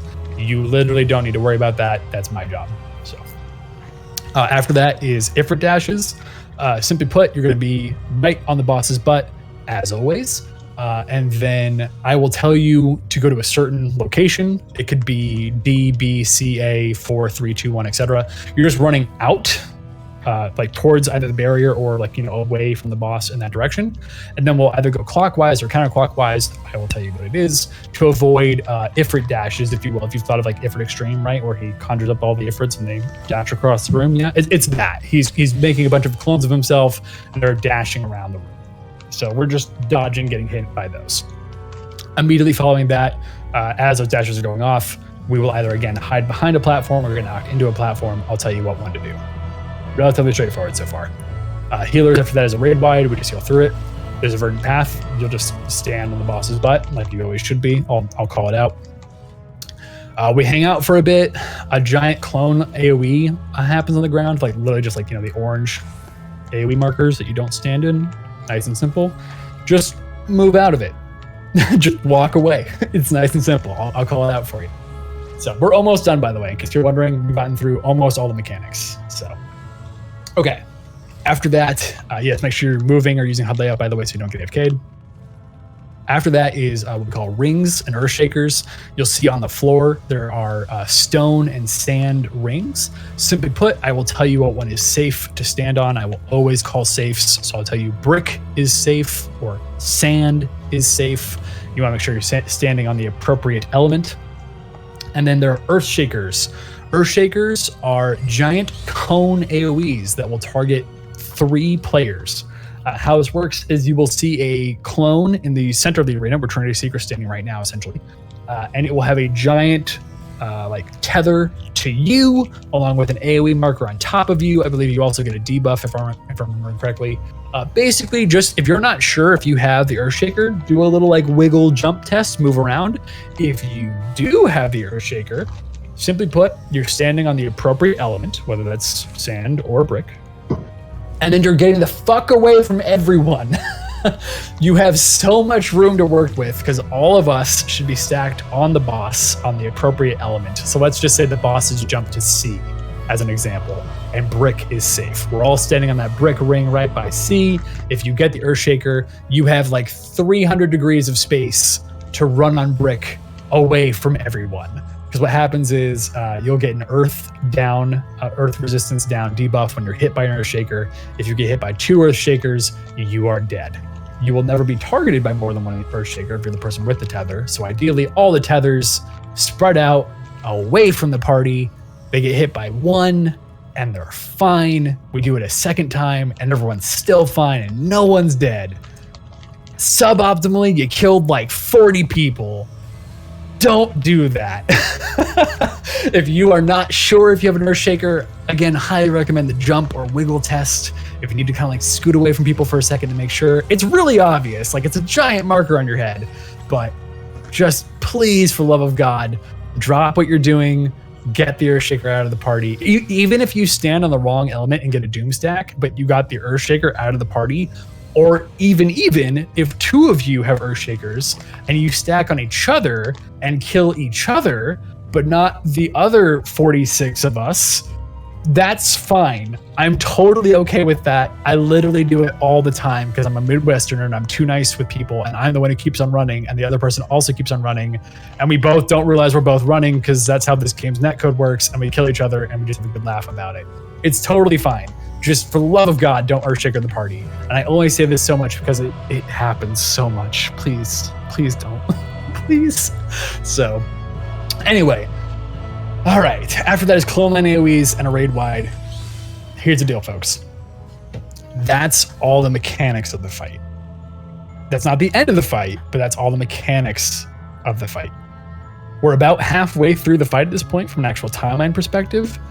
Everything that happens after this is just the boss layering mechanics together.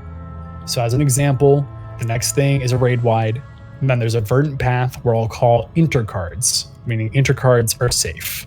The tank will make it so that the boss is facing north. It's going to do a giant cross pattern. So all the intercards 1, 2, 3, and 4 are safe. We'll have Ifrit dashes, followed by a 4-fold mercy from the boss while that's happening. So I'll tell you to go a certain direction. I'll be watching what the boss is doing, and then I'll tell you to be like left, left, right, right, north, north, south, south, whatever have you. Immediately after that is Seasons of Mercy, which is the ice, and then the orb, and then the ice, and the flower. And then immediately after that is Chains. So you'll get the idea that like, okay, the boss is progressively starting to put like 1 and 2 mechanics together in a cadence. It's a bit faster. It's not that bad.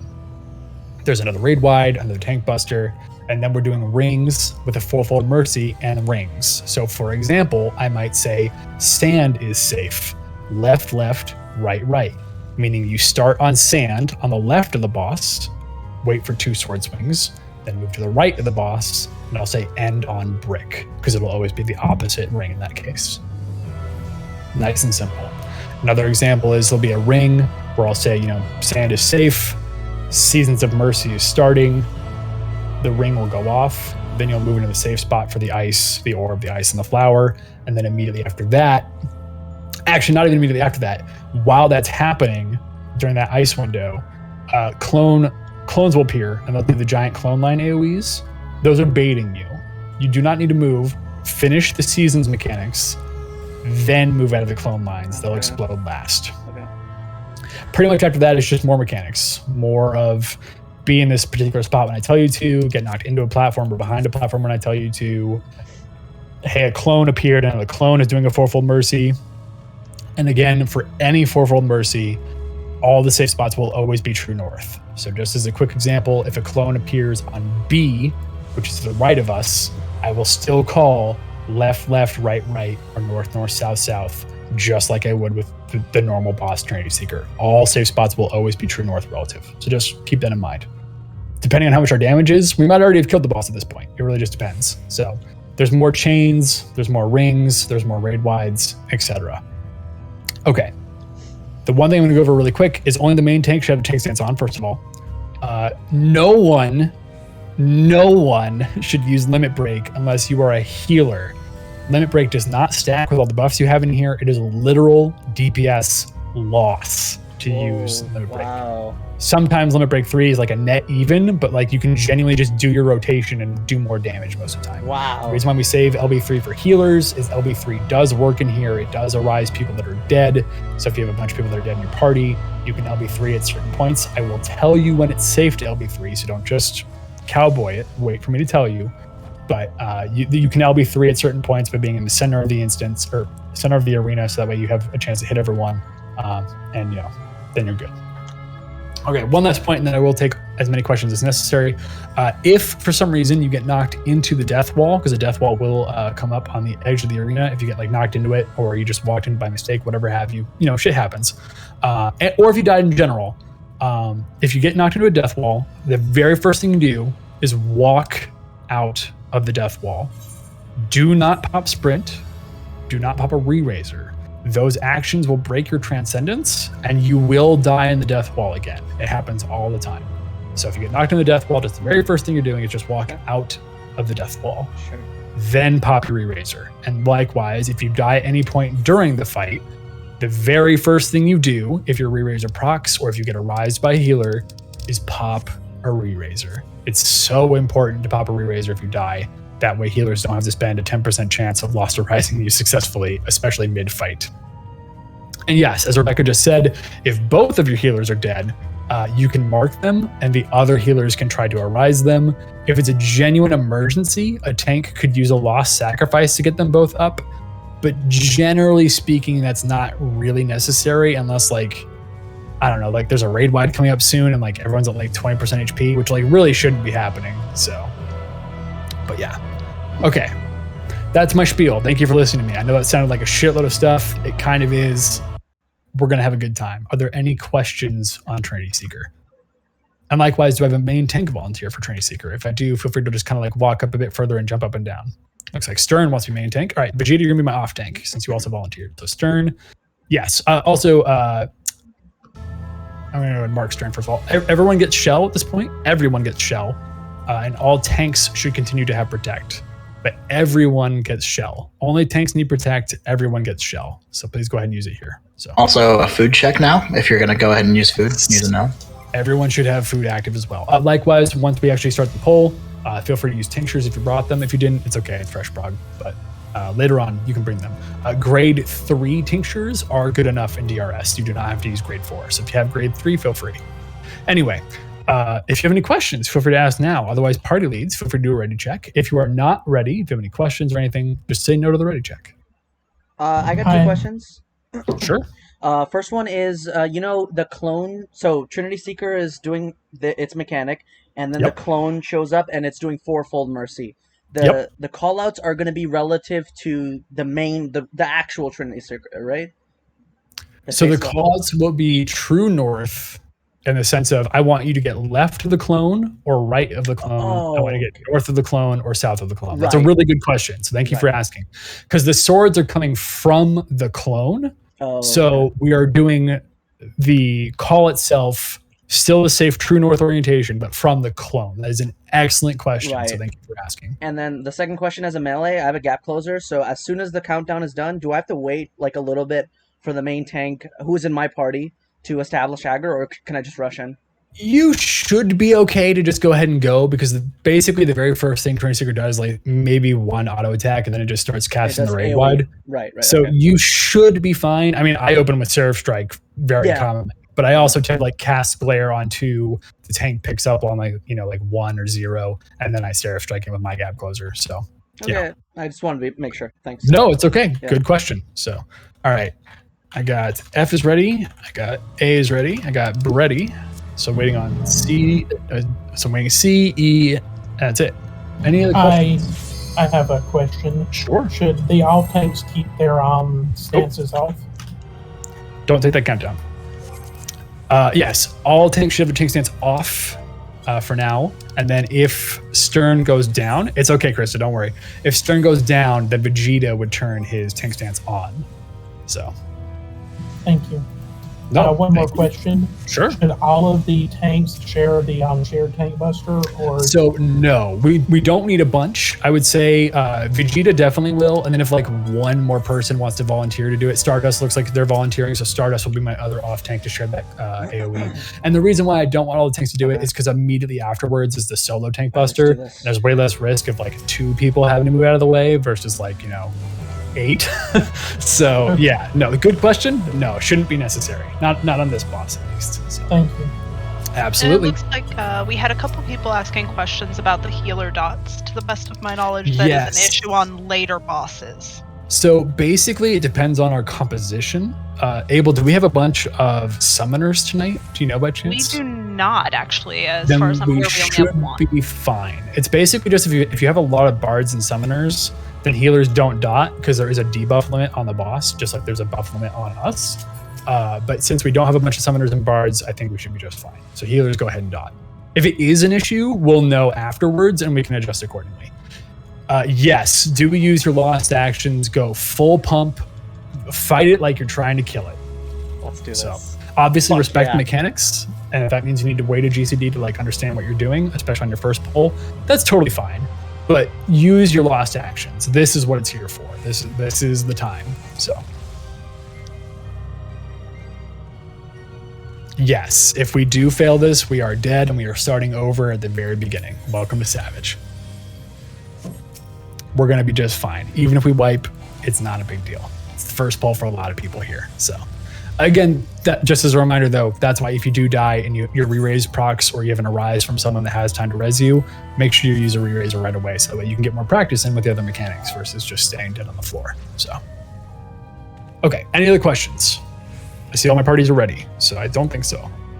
Because I got A, B, C, D, Here we go. I'm getting that. and F. Yeah, okay. Thrill from Arsenal again. All right, folks. Shit.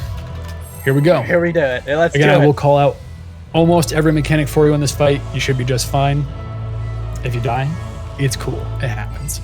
Trinity Seeker, just start out with a raid wide, so once the countdown gets nice and close to the bottom there, you can pre-shield and regen your parties as you feel need to do so. Stern is our main tank, so all tanks should not have tank stance on except for Stern. And Stern, just as a reminder, make sure you're keeping that boss facing true north as much as physically possible. All right, folks, here we go. All right, Trinity Seeker starts off with a raid wide. I want everyone to be tucked in on the boss, on their butt. No reason not to be. Verdant Tempest is the raid wide, if you're a healer wondering what it's called. Next up is Fourfold Mercy. I will call these safe spots in a true north orientation. It will always be left and right or north and south. Sure.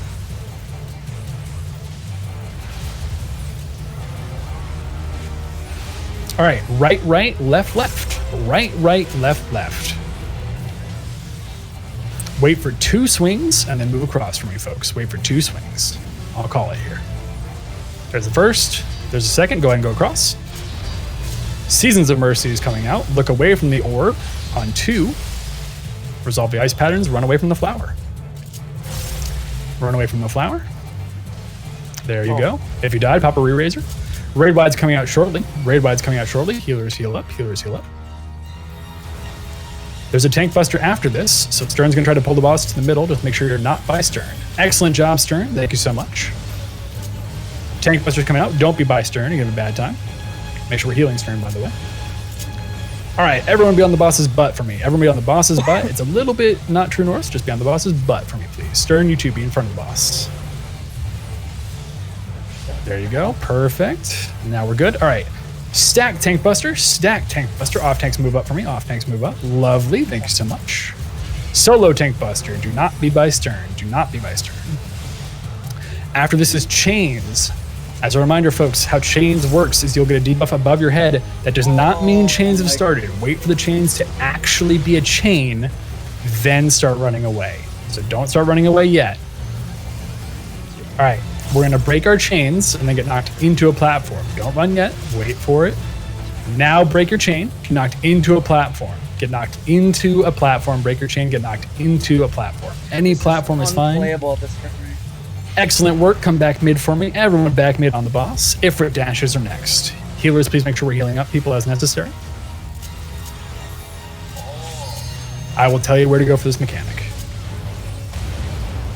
Go to D as in dog, folks. D as in dog. We're going to go clockwise from D. We're going to hide behind 1. Hide behind 1. Nice and easy. We're already here. Hide behind 1. Well done. Back on the boss. Our raid wide will be coming out. We might skip it, but we're not. All right. Raid wide's coming out. Healers, you know the deal. All right, folks. We got the boss there. Everyone be on the boss's butt for me. Everyone, including main tank, on the boss's butt. Everyone on the boss's butt. We're just stacking together for a giant Kamehameha wave. There it is. We're hanging out, folks. Nice and easy. We're waiting for clones to appear for clone line AoEs. We're literally just vibing. Now's a good time to res people, do damage, etc. Gallic Gun is so cool. I do love me Vegeta. I agree. Anyway, get ready to walk out of a giant clone line. Nice and easy. Move out. Nice and easy. Brick is safe. Brick is safe. Be on brick, folks. Be on brick. All right, going forward, there will be Earthshakers. Those things that I said get the fuck out of the party with. So just make sure you get the fuck out of the party with them. The boss will jump once more. If you do not have an Earthshaker, be by the boss to give them plenty of room for those who do have Earthshakers. All right, sand is safe. Sand is safe. If you have an Earthshaker, take it out of the party. Earthshakers are out now. Earthshakers get out. Earthshakers get out. Oh, that's going to be a bad time. Oh, okay. So make sure we're careful with that. All right. Brick is safe. Earthshaker's out. Earthshakers stay out. Brick is safe. Okay, that was better. Good job. Good job. Move out of the clone lines. Just move out of the clone lines. Raid wide's coming up next, healers. Be ready for that. Dude, this is impossible. There's our raid wide healers. Just make sure we're healing up.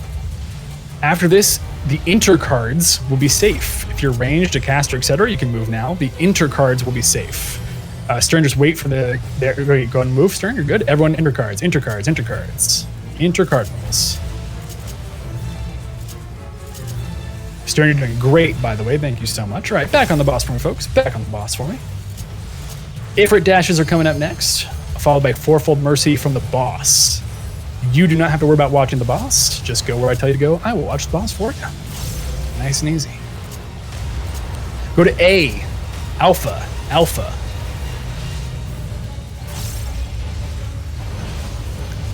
Okay, so we're going to start right, then left. Okay, south, north, north, south. South, north, north, south. South, north, north, south. Move north. Wait for it. Move south. All right, Seasons is out. Look away from the orb, resolve the ice pattern. Or away from the flower. Stack up for chains. Stack up as best you can for chains. Just stack up as best you can. Break your chains. Break your chains. Raid wide will be coming out. So healers, just make sure we're topping people off. There will be a raid wide shortly. If you die, don't sweat it. It happens. All right, Tank Buster. Don't be by the main tank. Do not be by Stern. Likewise, make sure we're healing Stern. FPS. There goes our Tank Buster. We're doing great, by the way. Keep it up. Next up is the rings. So either brick or sand with Fourfold Mercy at the same time, followed by a ring. I will tell you exactly what to do.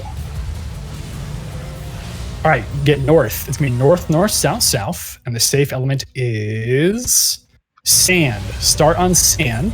North, north, south, south. Wait for it. Move south. And on brick. Be on brick, folks. Be on brick for me. All right, there's one more ring after this. Just get ready to adjust. Brick is still safe. Brick is still safe. Seasons of Mercy is coming out shortly. Look away from the orb. Resolve Seasons. There will be clone lines at the end of this. They are baiting you. Resolve Seasons first, then get out of the way of the clones. Oh, you guys are pros. We're doing great. Keep it up. All right, here's the deal. There's going to be a raid wide shortly. Healers, after this raid wide, if you have LB3, you can use it if you need to. After this raid wide. Healers, LB3 now if necessary.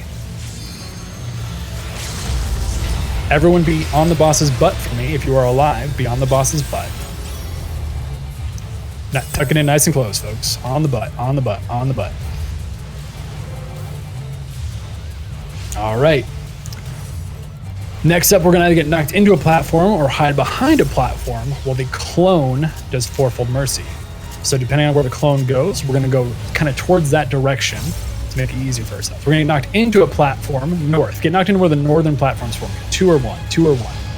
Either one's fine. So, all right. After this knockback, go south, south, north, north of the clone. After this knockback, south, south, north, north of the clone. South, south, north, north of the clone. Wait for it. Crossover, crossover, crossover. You guys are doing great. Keep it up. All right, stack for chains. Wait for chains, wait for chains, wait for chains. Break chains, break chains, break chains. Break those chains. Raid wide's coming out. Healers. Mitigate and heal up as necessary. Again, healers if you need W3, now is fine. Now is a safe time out. Healers if you need W3. All right, next up, we have a ring, and then either hiding or getting knocked into a platform. I'd recommend being on one of the outer rings. It makes it slightly easier. Sand is safe. We're going to hide behind a platform after sand. Sand first, then hide. Hide behind a platform, behind a platform, behind a platform. All right, back on the boss. Chains will be coming out shortly. We're going to resolve chains first, and then we're going to resolve a fourfold mercy on the clone. Clone is on the west-hand side. Wait, stack up for chains first. Wait for chains first. We're going to be south, south, north, north of the clone after chains. Wait for chains. Break your chains, then go south, south, north, north on the clone. South, south, north, north on the clone. Boss is almost dead, by the way. Get ready, move across. And then hide. Hide behind a platform. Hide behind a platform. Hide behind a platform. We're gonna one-shot boss. Hell yeah, gamers. Let's fucking go. All right. I wish. So real quick, you're allowed to celebrate. There's personal loot, but there are traps ahead. Please do not run forward if you're not percepting. There are traps ahead. But yo, we just fucking one-shot Trinity Seeker. Let's fucking go. Whoa. You're allowed to be excited. That's fucking dope. Ooh. Also, Duelist, I owe you an apology. I forgot Lost Bravery. That was very, very good for first time. So we can hit him with the C4 Lost Bravery. It'll be fun. Okay. Great so, job, everyone. Our duelist will need some buffs. I believe they also have a dancer. So if you're the dancer in Party F, make sure you're hanging out with your duelist. There's this big ass glowing pad. I don't even know if that other only the duelist goes there. If you're not the duelist, you can move on to the next boss, which is Dahu. I'll meet you over there. If you got the runner's plating, that is where you get 10 of those. That's a guaranteed drop. If you get 10 of the runner's plating, you can turn that into the gear. If you got the gear, that is a much smaller drop chance, in which case, congratulations. You just got a piece of haste gear. So if you've done Boscha content, but I digress. Okay, so our duelist is Iln, and Iln will need protect. I'll give them that right now. Is there a dancer in your party, Iln? Are you a dancer? Question mark? No, you're a dragoon. Do we have a dancer in your party to give you standard step and tech step? Okay, so if the dancer in Iln's party can just make sure they come back to assist them before the duelist goes. What's going to happen here, folks, is the duelist is going off. There is only one chest, yes. The duelist is going to go fight a separate boss while we're fighting Dahu. Yeah, you can use C4 in this. You don't have to. I'll explain in a little bit. Dahu doesn't have an enrage, but you can use C4 if you have extras. But hey, yes, the duelist is fighting a boss on their own. That's why it's called the duelist, because they are literally one-on-one, mano-a-mano, fighting a boss. And if they die, we cannot in any way help them. They are literally dead on their own. So that's why the duelist is a very special role for people that want to get practice. Fresh Prog is a great place to do it. We wish them the best of luck. Ideally, they put me and everyone else on deafen, so they don't have to listen to us talking the whole time, and they would just kill the Minotaur. So dueling duels exceptionally pog. One thing, please do not pull Dahu. We want the duelist to pull first, so just make sure if you see a message saying that like there's a fight going on, that's the duel starting. So just don't worry. Dueling is not required anymore. Before the Zadnor buffs, dueling was 100% required, and if the duelist died, you'd restart. Or at least you would like maybe go kill like Queensguard for some loot, and then you'd restart because you want the duelist if you're going for a clear. These days, you don't need one of the Zadnor buffs, but it's very nice to have it. It gives you 100% damage increase. It's ridiculous. The duelist buff is insane. Okay, that's the message that the duelist has started. So we're fine. We don't need to go. We're good. We're good. Hang back. It's Dahu. All right, here's the thing. We killed Trinity Seeker. It's way harder than Dahu. in the entire legacy of CEM, no one has ever wiped to Dahu.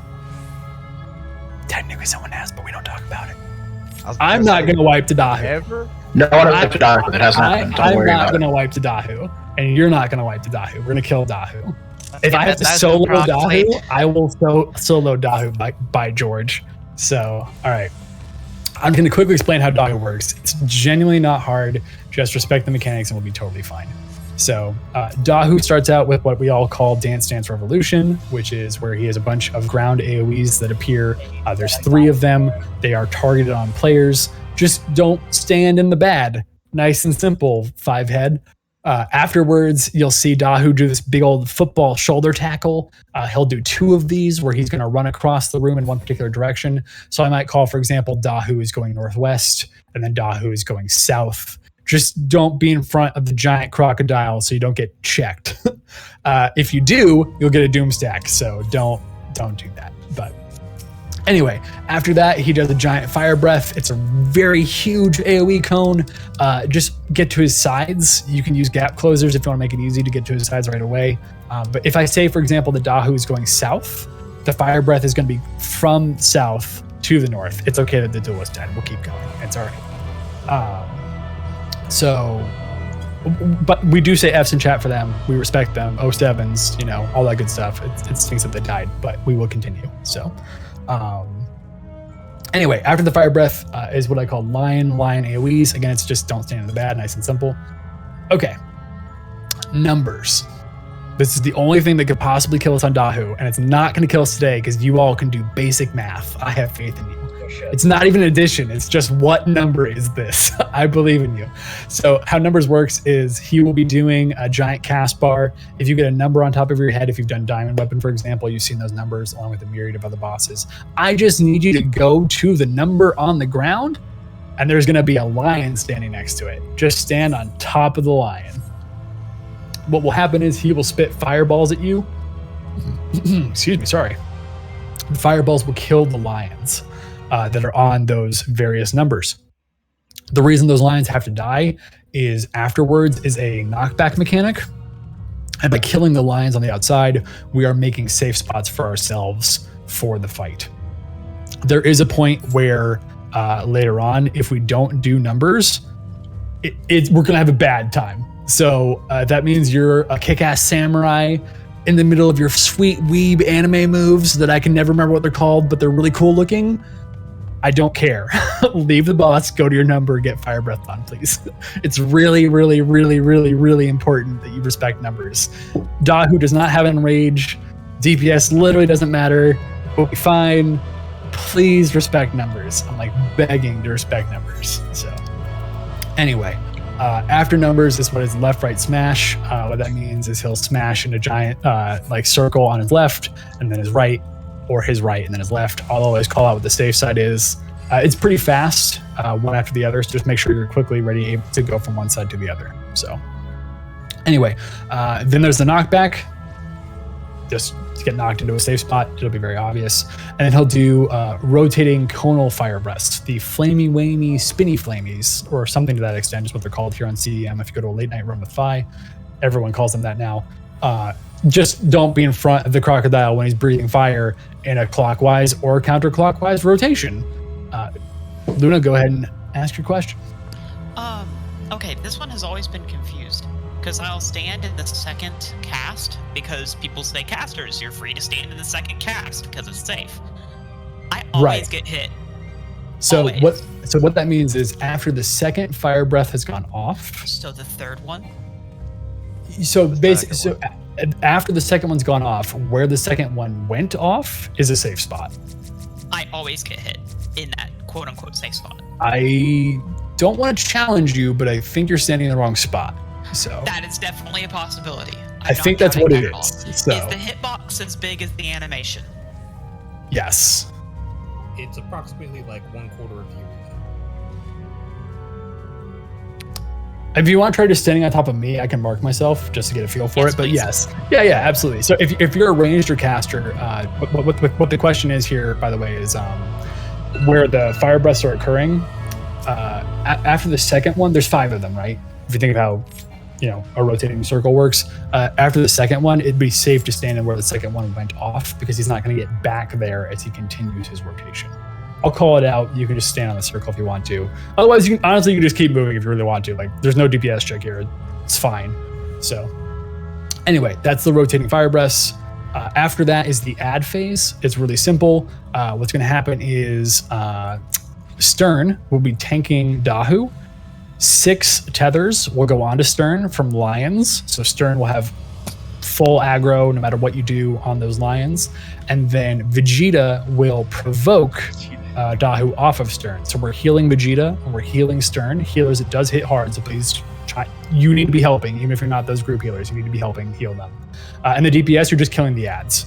You can fully AoE, go to your heart's content, fucking destroy them. They're just ads. So again, this is a trash boss. You shouldn't have to use lost actions if you really want to, for practice's sake. We're probably not going to get the queen theoretically, so like that's fine. But you shouldn't have to because there's no enrage. So anyway, that's all the mechanics of Dahu. How the fight continues after that is really simple. DDR happens again, where you just stand out of the AoEs. There's another left-right smash. He does numbers a second time, which is really important. And then after that second numbers, tanks will get flares on top of them while the knockback is happening. Everyone who does not have a flare gets knocked towards 1 and 2, wherever those safe spots are. If you do have a flare, pop some mitigation and get knocked down towards 3 and 4.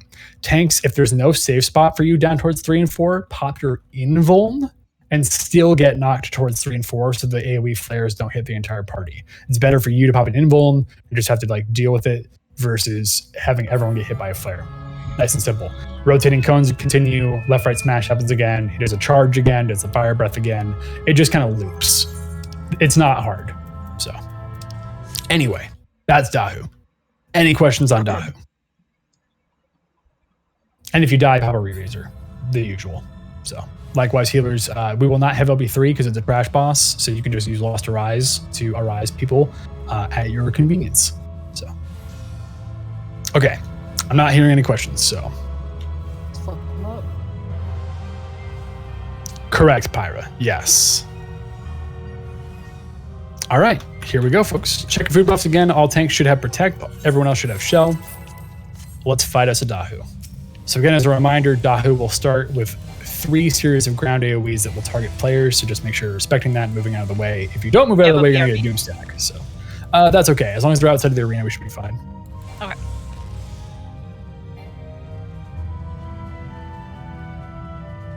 It's Dahu. We should be good to go. I'd rather go and get people to... Well, okay, we got the countdown. Oh, yeah, now we're going, because Dahu got pulled, so we're going. It's all right.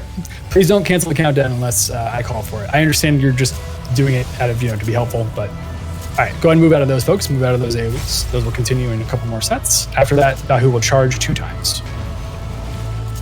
He's going to charge. Dahu's charging east, northeast, and Dahu's charging west. Fire breath's coming out. Be towards him. Just be out of that. Gap close if you need to. Pop sprint, etc. All right, let's get him back mid for me, please. Lion AoEs are coming out. Again, just don't stand in the bad. Nice and simple. These are the lions I'm talking about. And those are the lines I'm talking about. Numbers is next, ladies and gentlemen. Please look for a number on your head. Right now, look for a number. If you have a number, please take it to a lion by that number. Pop sprint if you need to. Please take it to your number. Very, very, very, very, very important. Make sure you're by a lion when you get hit with that, by the way. All right, left, right smash is coming out. Get ready, get left. Move right. All right, get knocked into a safe spot. Any safe spot's fine. Any safe spot is fine. Any safe spot's fine. As you can see, we had a couple that didn't hit lions, which is why we only have 2 safe spots. So just make sure on the next numbers we're being a little bit more careful, that's all. But it's all good. All right, fire breaths are in a clockwise pattern. So just don't be in front of him. Don't be in front of him. He's going to continue to rotate. Where that second fire breath just went off is now a safe spot. Otherwise, you can continue to move if you want to. As a reminder, there are no positionals in DRS. So, all right. Ads will be spawning shortly. Healers, make sure we're healing Stern. And then after all 6 tethers come up, Vegeta will pick up the boss, in which case we're going to heal Vegeta as well. Wait for 6 tethers. Continue to heal Stern. All right, Vegeta's picked up Dahu. Heal Stern, kill the ads if you're DPS, and heal Vegeta. All DPS should be on ads. All DPS should be on ads. There's no point in killing Dahu. There's no enrage. Just kill the ads. All right, not bad. Dance Dance Revolution Ultimate mode is coming up shortly. There'll be a left-right smash, line AoEs, and ground AoEs. Watch your feet. All right, watch your feet, watch your feet, watch your feet. Get ready for the smash. Get left. Move right. Numbers are next. Please respect numbers. Look for your number, pop sprint, and go. Go, go, go, go, go. Be by a lion on your number. All right, that looks good. Nice. All right, flares south, everyone else north. Flares south, everyone else north. Get knocked into a safe spot. Not bad. All right. Bring Dahu back mid if we can, please. Thank you so much. All right, fire breaths are coming out. They are counterclockwise. The second one is now a safe spot. You can start building gauge for Queen's Guard, by the way, which means, like, you know, saving your big actions, your pump, all that fun stuff. All right, get ready for a left-right smash here. It's coming up next. Get right. Move left. Dahu will charge twice or once. He might just charge one time. Just be ready for it. Dahu's charging southeast. He might charge a second time. Dahu's charging northwest. He's going to do a big-ass fire breath after this. You could just kill him, too. That is an option. Just putting that out there. Nice. Congratulations. We do not wipe on Dahu because no one ever wipes on Dahu. Healers, we do have some people that are dead. One quick tip. Just claim a body. If you're the one healing them, that's cool, but try not to stack the heals because they are a precious resource that is limited in availability. So healers, if you see one person going for it, just kind of wait for someone else to do it and then, you know, rotate off, so to speak. That way you're not all burning through your rises. Also, there is loot here, by the way. Sorry, didn't actually call that out. In case you forgot, there is loot on Dahu. It's just a pure of some kind, or perception if you're unlucky. But come pick it up. No reason not to. Okay, cool. I think we're just waiting on Hideyoshi and then we're good. All right. Welcome to Queen's Guard progression, the second true boss. Dahu's not a boss. Dahu's an alligator. Don't be ridiculous. We would be meeting our duelist right now, and we would be telling our duelist, hey, nice job. Well done. But hey, it's okay. Shit happens. Dueling is hard, by the way. So the duelist will eventually get kicked out. They can stay to help you have an LB3 for a little bit, but eventually they'll get kicked out by the timer. They just got kicked by timer. So there you go. I mean, I was explaining Dahu, so that's understandable. But yeah, we literally cannot reach them. My inputs. It is physically impossible to save them. These things are being. They are dead. F's in chat. These things are being. If y'all want to cry, today I was the duelist in another run, and I lagged out and crashed and respawned dead. Oh Jesus. Yep, that sounds about right. No good. Okay, nobody aggro the bosses. Nobody target the bosses. It is possible. It's just very unlikely. But let's play it safe while we're doing the explanations. Yeah. If someone does pull a boss, just FYI, just run away. Just run away very far. They will reset if we do it fast enough. If we don't do it fast enough, they're going to hit us with the raid wide, and we should be fine. But don't pull the boss. I will for demonstration purposes. As you can see, you could come out here, but don't. Because I have to go give my cat medication really quick. It will not take me long. Abel, if you'd like to talk about Queen's Guard, if you feel comfortable doing so, if another vet feels comfortable doing so, I will try to be very fast. It should only take me like 5 minutes. But if you want to take a 5-minute break, now's a really good time. Yeah, let's go ahead and let's take a BRB. I do not feel comfortable explaining this fight myself, but definitely use HUD layout if you are stepping away. Make sure to let everyone know in your party chat if anything is up, but definitely make sure to use HUD layout so that you do not get kicked out of the instance. I have a question. I think I lost my pure essence when I died. Do I pop it again? You should not have lost your pure essence when you died. Oh, so that means I didn't activate it? That is possible if it is not currently up. All right, thank you. Yeah. Oh wait, it was up. I thought it had I thought it had like a number under it. Thank you. Nope.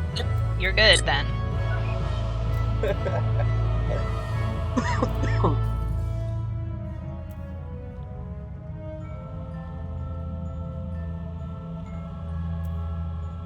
Yeah, and that is one thing. While I am going to leave the explanation of the fight to the expert there, if there's any specific questions you have about something that's come up or something that you want to know, this is a great time to do it as well if you're not taking advantage of the be right back.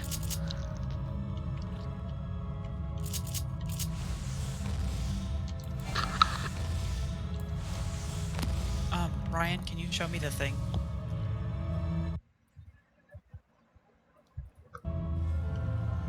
Yeah, give me a minute. Where are you at? Top of the stairs in the hallway.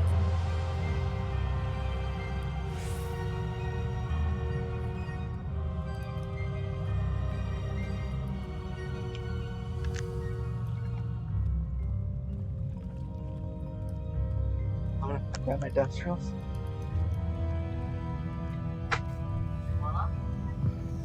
FYI, Stardust, I am. I will not be much longer. Okay.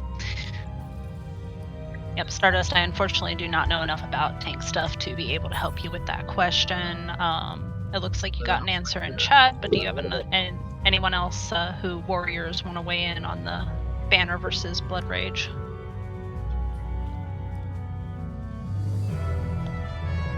So, on TA, the question you were asking earlier, I guess we can drop down a chat or something. Yeah, let's do that. Do the Bluetooth thing.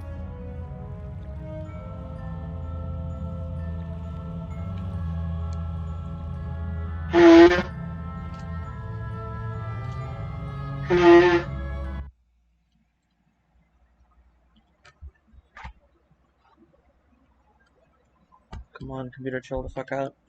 We're just chilling.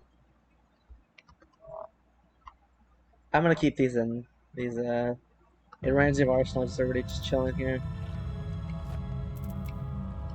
Get to scope out your team a little bit.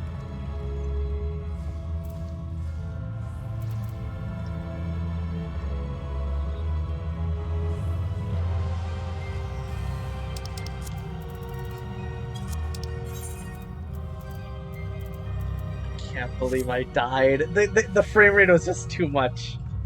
I physically couldn't do it anymore. It's still eating my inputs.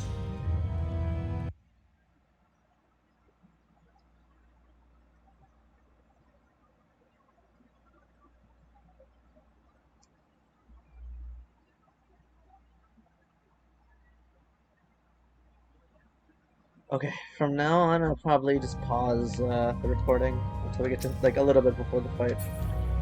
So we are in Queen's Guard, Prague. So for Blood Rage's dash, I forget. So we started here. We took the path. We did this one. We were in Golems barrack, Slime barracks. Wiped a couple of times, but we were able to do it eventually. We came here, one-shotted. All right, we've successfully given the cat anti-seizure medication. Then we fought Dahu. Wonderful. Cat Prague has succeeded. Let's do it. I will be right back. Sure. So with that said, if party leads want to just quickly do a ready check to see who's here versus who's not, if a bunch of people are still AFK, that's totally fine. I just don't want to start doing a fight explanation. Not everyone has a chance to be here, so that's all. Yep. Just was retrieving some folks, and now we are, I believe, ready. Do we want to do a ready check to see if folks are available for the explanation? Yes. Yep. So all right. Even if you're not a lead, if you just want to do a ready check in your party, that's fine, because your lead might be AFK.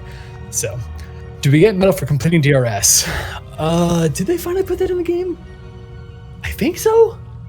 It's not a lot. Metal is a myth. It doesn't exist. It's always been at 0. Don't know what you're talking about. Zadnord clearly doesn't exist. So, as someone I joked about earlier, this is truly the instance of, oh, I have 0 metal now. That's very normal. If you came in with like 19 million, my fucking condolences, because you're gonna have to get that back later. So sorry about that, but nothing a few runs or the other can do. Yes, indeed. People do them for notes anyway. All right, so B's good, D's good. Waiting for one. I'm just gonna give it like one more minute, and then I'll start the fun explanation. Tell you what, if you want to do some pre-gaming, if you're already here, we have a lovely couple macros for you for Queensguard. If you want to look inside Discord real quick, you might be like, "What the fuck are these?" Especially my favorite drawing ever, which is the bowling one. But feel free to give these a look. I will explain what these are. But if you want to just look at them in advance, you're more than welcome to do so. What? Likewise, we have the best command in the entire Discord, which is Special Boys. Eve's back. Yeah, sorry about that. Y'all were waiting on me. These are the You're shared. totally fine. Yeah, the I didn't realize until yesterday that the list. Special Boys drawing was from Akewood. Shared. Yes. Yeah, shared. They do multiple. Special Boys is types. brought to us by one of the D2 members, Ludo, made that lovely artistic rendering. He didn't actually make the Special Boys part, but he put all the lovely icons on top of it. So. What the fuck am I looking at? Okay. I think most people are back at this point. If one person isn't back, I apologize to that one person. But just for the sake of time and to get you guys some polls in, I'm going to go ahead and start explaining Queensguard. So hello, hi, Queensguard. If you're not me, if you wouldn't mind just going on mute really quick, I'd greatly appreciate it. Just because there are some people that are enjoying a good snack, which is totally fine. Yes, I need to pet the cat. She's making it very clear I need to pet the cat. Come here, sir. Okay, here, I'll pet you while giving a fun explanation. All right. If you're ever on my runs, by the way, this is a very normal occurrence. So if meows annoy you, don't come on my runs. You won't have a good time. Okay. Queensguard is, in my personal opinion, easier than Trinity Seeker. People still die on it. Things happen. There are a couple ways that we can instantly die, but generally speaking, it's the same thing as Trinity Seeker. If you listen to calls, we'll be fine. Yes, please do a HUD layout or move around as I'm talking. This one won't take me as long to explain, but I'll still probably be talking for a good 7 minutes or so. So I'll try to go fast, but we're already at Queensguard. Like, we've succeeded in our goal. So at this point, this is all just gravy, man. So anyway, Queensguard is a fight that starts out with all four of them, as you can see. It starts with a double raid wide. So we'll have one raid wide immediately followed by another one. So healers, you can fully mitigate this. Feel free to AoE to your heart's content. Likewise, DPS, you can AoE. We should have enough tanks to pick up the ads such that they're not running around hitting people. Oh yeah, and Dragoons and Black Mages, make sure you're keeping up your eyes and your Umbral Souls. Thank you so much, Luna, for saying that. I appreciate it. You won't have to do that, Endwalker. See you then. But until then, you do need to do that. So. So it starts with the double raid wide. Then afterwards, we will fight Knight and Warrior. The very first thing that happens is I'll have my tank on the Warrior, take it to the far east side. I should probably put up markers. That'd be smart now, wouldn't it? There we go. So I'm going to have my Warrior tank take the Warrior past 2, and the Knight is going to be tanked in the immediate center of the arena. The reason why they have to be separated is if they're not separated, they will tether. If they tether, their tank busters are now tank killers, and their raid wides are now raid wipes. So that's why they have to be separated, otherwise they tether. So yeah, I know, it's really bad. Okay, so we've separated them, right? Cool. Very first mechanic is a yellow or purple line will appear between them. And if you look at the Special Boys chart, this is talking about Steel Sting and Spellforge. That's why all the healers have Steel Sting or Spellforge, depending on what their role is. We dish out the Steel Stings and Spellforges before the fight starts. In case you didn't know, it's only 5 minute long, so don't bother doing it right now. But how it works is if we see a purple tether, that means we want everyone to have Steel Sting, or at least everyone doing physical damage. So that would mean if you're a machinist, you would click off your Spellforge. There is a macro to do so. If you are like a macro, I will put it in the Discord right now. I'd highly recommend using the macro versus clicking. That way you don't actually click off your pure. We have had that happen before. But basically, if it's Spellforge, purple, I'll say drop Spellforge, apply Steel Sting, just as an example. So that means anyone who's doing physical damage can just drop Spellforge off. And then healers, you need to give Steel Sting to any casters that should ideally already have it, magic dealers, along with Special Boys. Special Boys, if you look on Discord, is 5 classes. Red Mage, Bard, Ninja, Paladin, and Dark Knight. They have shared damage types. So they always need to have one or the other buffs. So if I say drop Steel Sting, apply Spellforge, you apply Spellforge to all the physical folks and your special boys, just as an example. Likewise, drop Spellforge, apply Steel Sting to all your magic dealers and your special boys. Question from Lena, go right ahead. Yeah, is there I might have missed it, but is there a reason we click off the previous buff? Yes. No, that's an excellent question. I didn't actually go into that. So if we see the Spellforge buff between them, that means magic damage will literally not work. You will do 0. Nada. Zippo note. So you have to have Steel Sting to change your damage type to physical. And that persists for the entire section of the fight. And thus it's a 5-minute long buff. It's long enough. Oh, he has double-edged tanks. But you just won't deal damage if you're doing the wrong damage type, which is really spooky for like tanks, for example, where they're trying to maintain threat. So, make sure they have the right type, healers, because no one else brought Steel Sting and Spellforge, so it's literally on us to do it. I will make sure to call out what the healers need to do, but healers, just make sure you're paying attention to that particular job. So you don't need to apply it right now, but like I said, it's not going to last long enough during the explanation. And we also want to make sure we're refreshing protection and shell before the fight. Again, don't worry about it right now. We'll do it right before the poll. So, okay. Anyway, that's the damage type stuff. Nice and simple. From here on out, I'll probably go a little bit faster. If you have any questions, feel free to do exactly as Lamina did and ask in chat. So, yes, correct, Mervina, correct. You are keeping the correct damage type. Is that macro one macro or two separate? It is one macro. I'll relink it again just to make it nice and easy as people are putting the Dragoon and Black Mage ones in there, which is helpful. But this is one macro. Status off, Steel Sting, and Spellforge. If you click that, it'll just try to take off either, because you're only going to have one or the other at once. You can't have both at once. So you can just do it all in one macro. It's nice and easy. So, okay. Anyway, that is like literally the opening of the fight. We haven't even actually gotten any mechanic yet. So what will happen is we're fighting the bosses, and the knight will do either a sword omen or a shield omen. So again, just to make it easy, I'll redo the macro here, or the Discord ping. So how this works is sword omen is very simple. We resolve all the mechanics on the edge of the arena. So if I ever call sword omen, you're getting to the edge of the arena. Nice and easy, the outer ring. Shield omen, if you look in Discord, there's a couple different pictures. You can see there's a picture of a boss bowling down some people with some bombs. There's the how acute angles work picture, and there's actually a demonstration via a live GIF of how Shield Omen works. Shield Omen is a knockback at an acute angle of the tether from the knight to the blue ball in the middle of the stage. Again, there are multiple images here you can look at real quick, but basically it is a knockback at an acute angle. The reason why you have to do an acute angle is if you look at the actual picture there where it's exploding on the other end. So if you don't do an acute angle and you get knocked into the explosion, you're gonna have a bad time. So Shield Omen is again a knockback from the center blue orb at an acute angle towards bombs.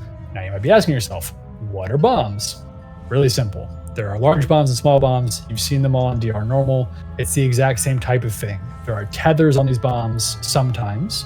And so how it works is, I'll explain it nice and simply. If you see one bomb, if you see one tether, gravity is reversed. If you see one tether, gravity is reversed, which means you are going to a small bomb. If you see 0 or 2 tethers, gravity is normal. You are going to a big bomb.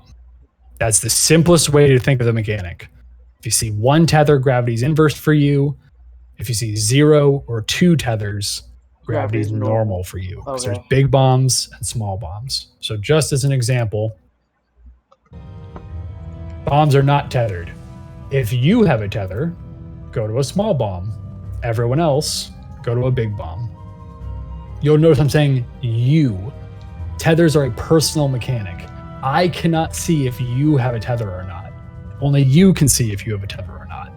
So again, if you see 1 tether, gravity's inversed, you need to go to a small bomb.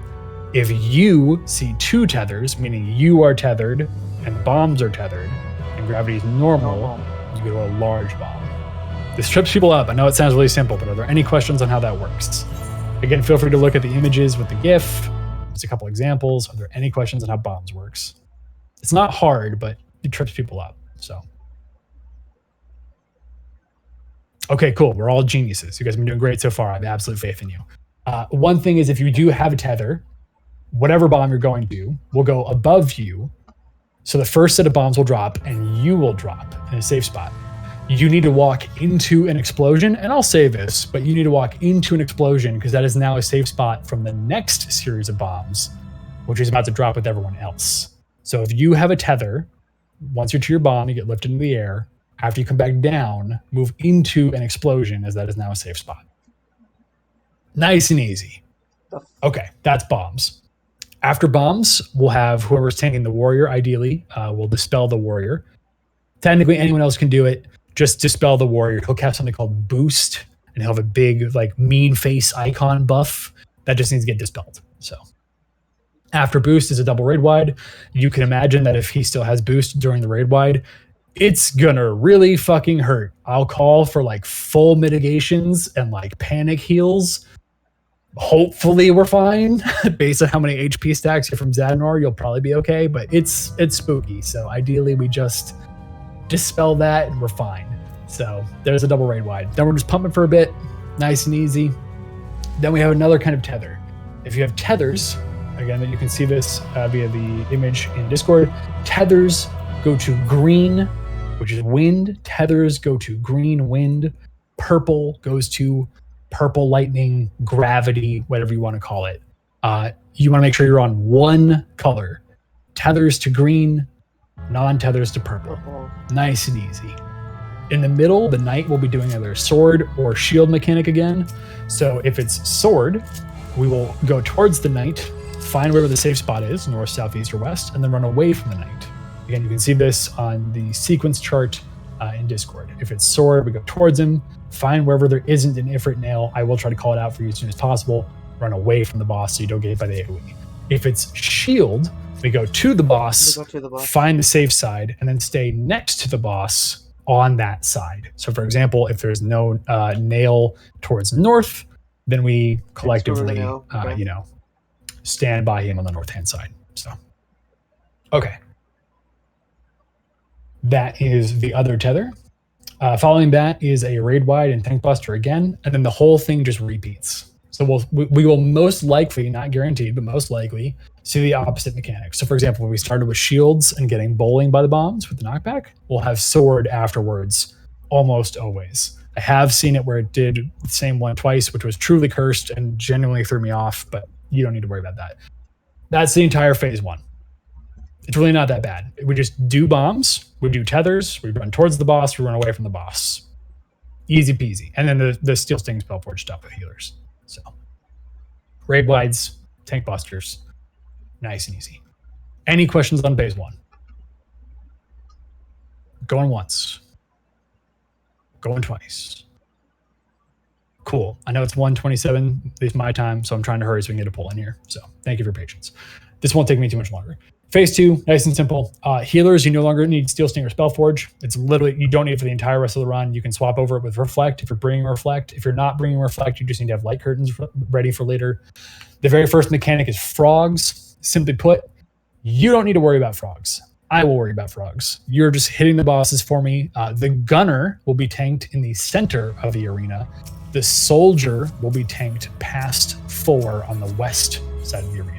Again, because they can tether with each other, and that's really bad, so that's why. Also, the gunner, if you've been to Read-A-Run Lighthouse, which you all have, or actually, no, it's not Lighthouse, it's whatever the third instance is. Mustadio. We made the Mustadio joke earlier. That mechanic is going to be a thing. If you don't remember what that is, it's where you have a giant ring around your character with a gap. I will tell you to, just as an example, go to 1, gaps towards gunner.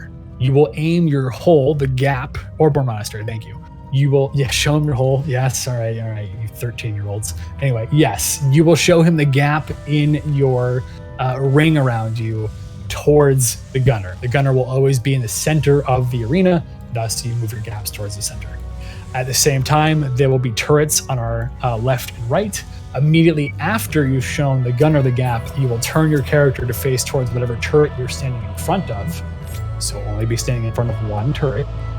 It will shoot a bullet from that turret towards you. You want to have your gap towards the turret. Oh, okay. So again, just as a reminder, frogs happen. I tell you to go to a safe spot. I'll say like go towards D, gap towards gunner.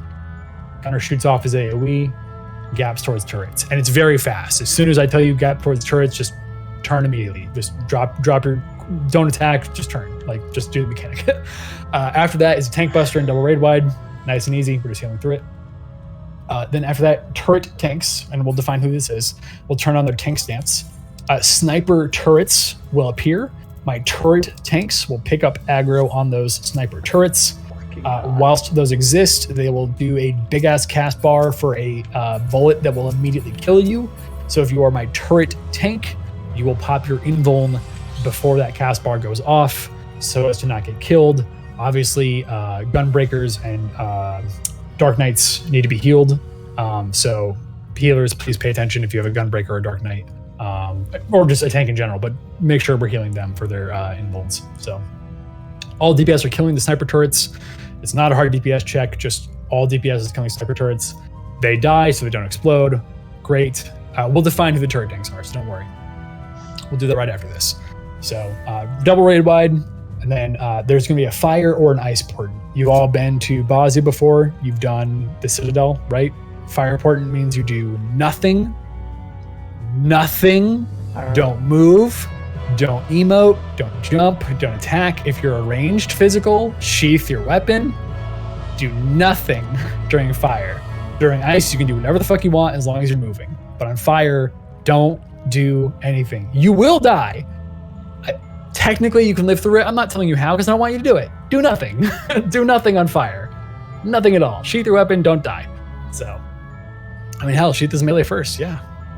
You should just sheath your weapon. It's just good practice. Just sheath your weapon and do nothing on fire. So, anyway, depending on our DPS, after that, we might see clones. Simply put, I tell you to go to a safe spot again, A, B, C, or D. And then the gunner will do his gap mechanic again. So gaps towards the gunner, gap towards turrets. Nice and simple. Double raid wide, double tank buster. Depending on our damage again, we might see bounce turrets. Bounce turrets are literally just the basic bitch bounce turrets from DR normal. Like, you know, he shoots his gun, they hit a turret, that turret hits another turret, and they're just doing big line AoEs. Like, it's easy. You guys know bounce turrets. You've seen DR normal, especially if you've done DR normal spams. Excuse me. You know how that works. Just don't get hit by bounce turrets. So, then the other portent will hit. So if we had ice, we'll see fire. If we had, fire, we'll see ice. Nice and easy. Then another raid wide and a tank buster, and that's it for phase 2. We either kill them or we don't. There's an range. So, any questions on phase 2? We're almost done. Okay, silence is consent. I'm moving forward. The last phase is really simple. I'll put a chart here in Discord. This is the Queen's Guard Reflect chart. Simply put, if you're in groups A, B, or C, you will go kill the blue orb up north. There's a blue orb directly north. If you're in A, B, or C. If you're in D, E, or F, you will kill the blue orb down south. Meanwhile, all these yellow orb positions, these are where healers are going to go. Healers, this is why you need Reflect. DPS, you can also use light curtains here if you want to help, but don't feel obligated to do so. So healers, you'll be reflecting in your positions. Each group obviously has 2 healers. There are 2, positions per group. So for example, I'm going to say right now in my party chat, I'll take B1. So then my co-healer biggest knows he should take B2. So healers, you should tell your partner right now who's doing what. That way it's very clear of who's doing what. So please do that right now. And then so there's 2 chances to reflect. You reflect, it does its attack. Healers, if after your first reflect, you've killed your orb, congratulations, you did your job. If you see any orb that is still alive that needs to be reflected, pop sprint, get your ass over there, pop reflect, and kill it. If you're a DPS, by all means, feel free to stop what you're doing for a second, pop a light curtain if you have one, and run into that. You should not have to. If all of our healers are doing our jobs and we're all alive, we're all good. but this will wipe the raid if it's not done. So healers, be on your A game, reflect your orb, and then immediately look for a second one to reflect and get your butt over there to help. In the interim, my orb tanks, which again we'll assign, when you and the TPS kill your orb, first of all, make sure you have a tank stance on, so that way you have aggro of the orb. After the orb dies, you will get a hate marker on top of you that basically is telling you the wrath of God is about to depend upon your body, and you better fucking hit your invuln or you're going to die. So invuln, if you're not a tank, congratulations, you're like Ludo, one of my best friends on the server. His name is Tank Busted for a reason. You're gonna get tank busted. God bless you for your high damage and threat gain. Thank you so much. We appreciate your service. Goodbye. I hope your re-raiser procs. It happens. It's better to kill the orb versus not kill the orb. So we do that twice. All the while, in between those orb phases and the reflex, the bosses will be just standing there casting the shields and coat of arms. You're just killing the bosses. It's a hardened rage. Coat of arms will cast. I will tell you, respect coat of arms. What that means is it's shifting where like the shields are. For those that don't remember, you cannot attack the bosses through the shields. They will hit you and kill you if you do that. So just make sure when you see coat of arms being cast, stop what you're doing for half a second, let it resolve coat of arms, make sure you're still on a safe side, and then continue to kill the bosses. Likewise, whenever the orbs come back up the second time, DPS, make sure you're killing that main orb either north or south. Likewise, healers, you're reflecting again. We continue to do that, then we kill the boss, either harden rage or don't. That's the fight. That's Queensguard. Sorry that took me a little while. I like to be thorough, especially in Fresh Prog, because it's more important that you guys learn the mechanics than it is to be necessarily clear. Are there any questions at all? Don't be scared. We're going to be just fine. I promise. Also, I'm not your dad. I'm your cat uncle. Just But one anyway. question. Does every phase, there's like 3 phases, right? Does every phase have Yes. enrage? Yes. Oh, okay. Yeah. Okay. Every phase is a hard enrage. Yeah. Okay. We will be fine. Guys, we have Zadnor DPS buff, so we will be fine. Same rule applies. There is a death wall on the outside. So if for some reason you get hit in the death wall or you die, make sure that you pop a re-raiser. Yes. Tethers is if you see no tethers at all, you're going to a big bomb. Big bomb. One If tether, you go see to small. one tether, either on you or the bombs, you're going to a small bomb. If you see 2 tethers, so you and the bombs, you're going to a big bomb. Again, the tethers on you are personal. I cannot tell you if you have a tether or not. Only you will know that. I'll tell you when they're coming out, so you can pay attention, but it's a personal mechanic. So if you mess up on bombs, it's cool. Like, it happens, guys. This is your first time here. We are at Queensguard on Fresh Prog. We one-shot Trinity Seeker. It's fucking fantastic. So please don't feel bad if you mess up. With that said, go and check your food buffs. And then if I could have my tanks, yes, my tanks, can you please volunteer for what you would like to do? Here's what I need my tanks to volunteer for. I need 4 orb tank volunteers. So north 1 and north 2, south 1 and south 2. I need east turret and west turret. And then I need the actual add tanks. So I have both turrets are called for. So both turrets are taken. I need my orb tanks and my add tanks. Okay, so I have Knight Soldier and then I have Warrior Gunner. Okay, so just to make this nice and easy, Hot Dad, you are in C, yeah? Okay, so Hot Dad, you're gonna be my North 1 tank. Hot Dad, you're my North 1 tank. Can I have another tank volunteer for North 2? And then I think I just need South 1. So can I have someone from D, E, and F volunteer for South 1, please? Cool. Okay, now, here's the deal, right? Do it again. I like doing it twice just to make sure everyone understands what we're doing. Say your position one more time as the tank, just to avoid any confusion. So for example, Stern, you would not need to do Knight. Okay. I see West turret, East turret, Knight and Soldier, Warrior Gunner, South 1, South 2, North 1, North. Cool. Easy. So if you don't have a position right now, you're a flex. You're a fill-in. If you're a tank and you die and you don't proc a re-raiser, you have license to say so over Discord if necessary. If it's not super urgent, like it's a mechanic for later in the fight, just say so in chat. That way someone else can volunteer to fill in your position. So if you don't have a position right now as a tank, you're my stand-ins, you're my fills. So, okay, cool. Everyone should have all the positions they need. Healers, you should know where to go for your reflex. Tanks know what they're doing for the fight overall. Any questions? Any questions at all? We have time for a full poll, so don't sweat if you have a question.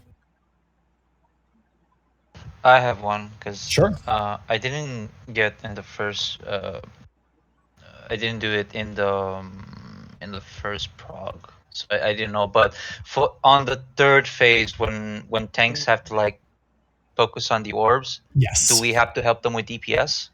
Yeah, you should. Okay. Especially to maintain aggro, right? There's no reason not to. Because tether, you can just focus on killing the tether. orbs, and then you can go hit bosses afterwards.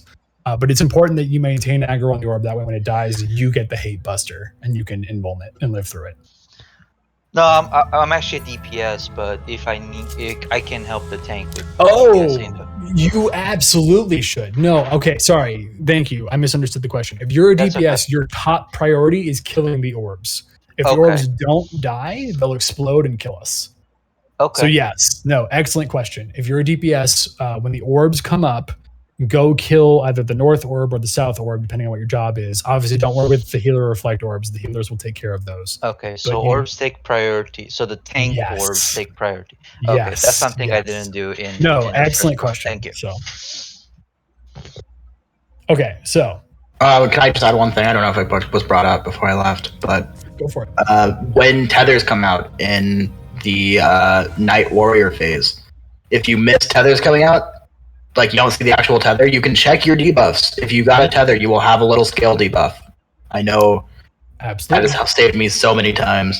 I believe that is also true for the wind and purple tethers as well. Yep, any tether in that phase will give you that same debuff. It's like as I just said, it's like a little scale representing imbalance, if you will. That's what the tether's for. So, okay, really quick. If you do not have shell, please move to the right of the arena for me. If you are lacking shell, move to the right of the arena for me so healers can get their shells going. Tanks, if you're a tank and you do not have protect, please go to the left. So if you need shell, go to the right. If you need protect, go to the left. I think everyone's good, but I'm just double checking. Only tanks need protect, just as a reminder. So yes, in regards to Spellforge and Steel Sting, you will start applying it at the countdown. That way, if we get a good pattern where it's the same one twice, you don't have to do it 2 times, which is really nice. But basically, you give Spellforge to people who do physical damage. You give Steel Sting to people who do magical damage. If you have any questions on how that works, feel free to ask. And then again, your special boys, where they will always need 1 buff, no matter what, is Bard, Ninja, Red Mage, Paladin, and Dark Knight. Don't forget your special boys. They love you, and you should love them. Rebecca has also just put special boys back in chat if necessary. Okay, party leads. Go ahead and hit me with the ready check. Party leads, hit me with the ready check. Let's make sure everyone's here. Again, check your food buffs, if you'd be so kind. Healers, make sure you have Steel Sting and Spellforge slotted if you do not have so already.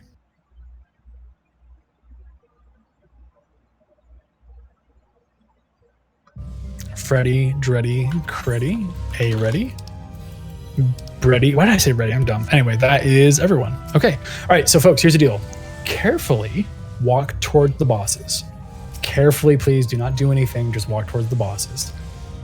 The intent here is we're all stacked up so we can get AoE effects easily with each other whilst we begin the poll. I would recommend waiting 1 second for your tanks to actually establish aggro before you start pogging off on them, just in case so you don't get bapped.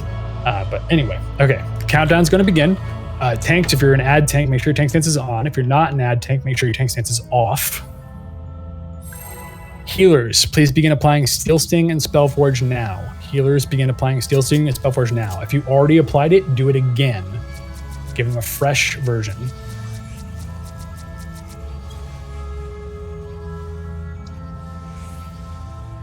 And again, folks, just give it 1 second for your tanks to get aggro at the very beginning. Healers, as a reminder, this fight does start with a double raid wide. Depending on our damage, we might not see the second one. You should assume we're going to see the second one. Here we go. Wait for tanks to establish aggro and go ahead and pop off.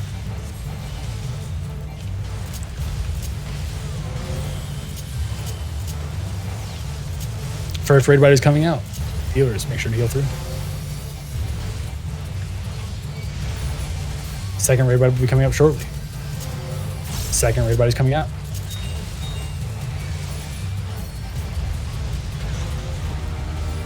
Feel free to pump, folks. Go full ham, full ham.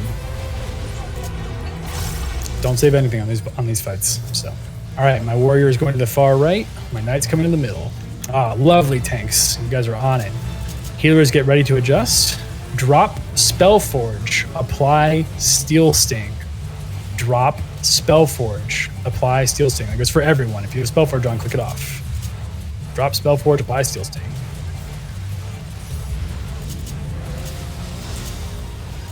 All right. Shield Omen. We're going to get knocked to our bomb at an acute angle of the blue line. If you have a tether, go to a small bomb. If you have a tether, get knocked towards a small bomb. Acute angle of the blue line, folks. Acute angle of the blue line. Get knocked towards the bomb you need. No tethers too big, tethers too small. If you had a tether, move into an explosion. If you had a tether, move into an explosion. All right, back to it, folks. I need to just chill there. Warrior's going to need to be dispelled shortly. Wait for boost to apply first. Dispel the warrior. Raid Wide's coming out shortly. Healers, make sure to heal. Healers, make sure to heal. Raid Wide is coming out. Raid Wide's coming out. Nice job. Keep it up. All right. Next up is going to be another tether mechanic. If you get a tether, you're going to green wind. If you do not have a tether, you're going to purple gravity. Do not be standing where they overlap. Make sure you are on one color. Again, tethers will go to green wind. Non-tethers to purple gravity. Here it comes. Make sure you're standing on one color, folks. It is Sword Omen. We're going to run towards the knight to find a safe spot and then run away from the knight. Run towards the knight now. Safe spot is east, towards 2, towards 2, towards 2. Get to 2. 2, 2, 2, 2, 2, 2, 2. Not bad. All right. Back warrior. Dispel? Nope. Okay. Soldier tank Oh. now. This is going to be full mitigation. Full mitigation. This is probably spooky. Ooh, that's what happens when the tether. So, all right, we can keep going though. Invuln, tanks if you're tanking invuln. If you're tanking invuln. If you're tanking invuln. Because those are now tank killers instead of tank busters. So they need to be separated, please. Thank you. All right. We can still continue for practice. It's all good. Healers, focus on healing people as best you can. Drop Steel Sting. Apply Spellforge. Drop Steel Sting. Apply Spellforge. Don't forget about your special boys. All right. So we're going to continue the same mechanic. It's going to be Sword Omen this time. So we're resolving our bombs on the edge of the arena. Healers, please mark yourselves if you're both down. If you have a tether, you're going to go to big bombs. Tethers to big bombs. No tethers to small. Tethers to big bombs. No tethers to small.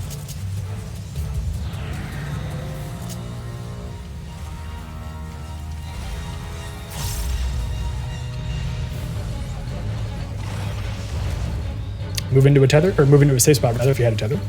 Move into a tether. What am I saying?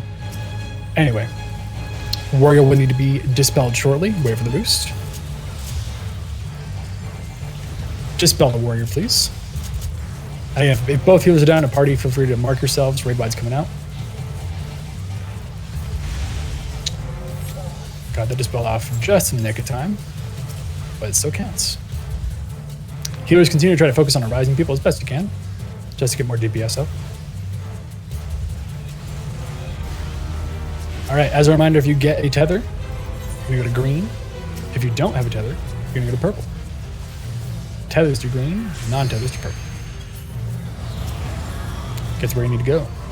It is Shield Omen. We're gonna run towards the knight and stay near the knight on where the safe side is. Safe side is east. Be towards 2 on the knight.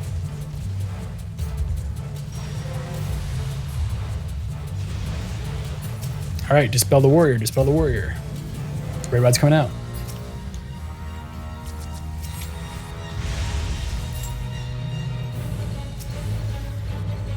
Tank busters. Mitigate appropriately.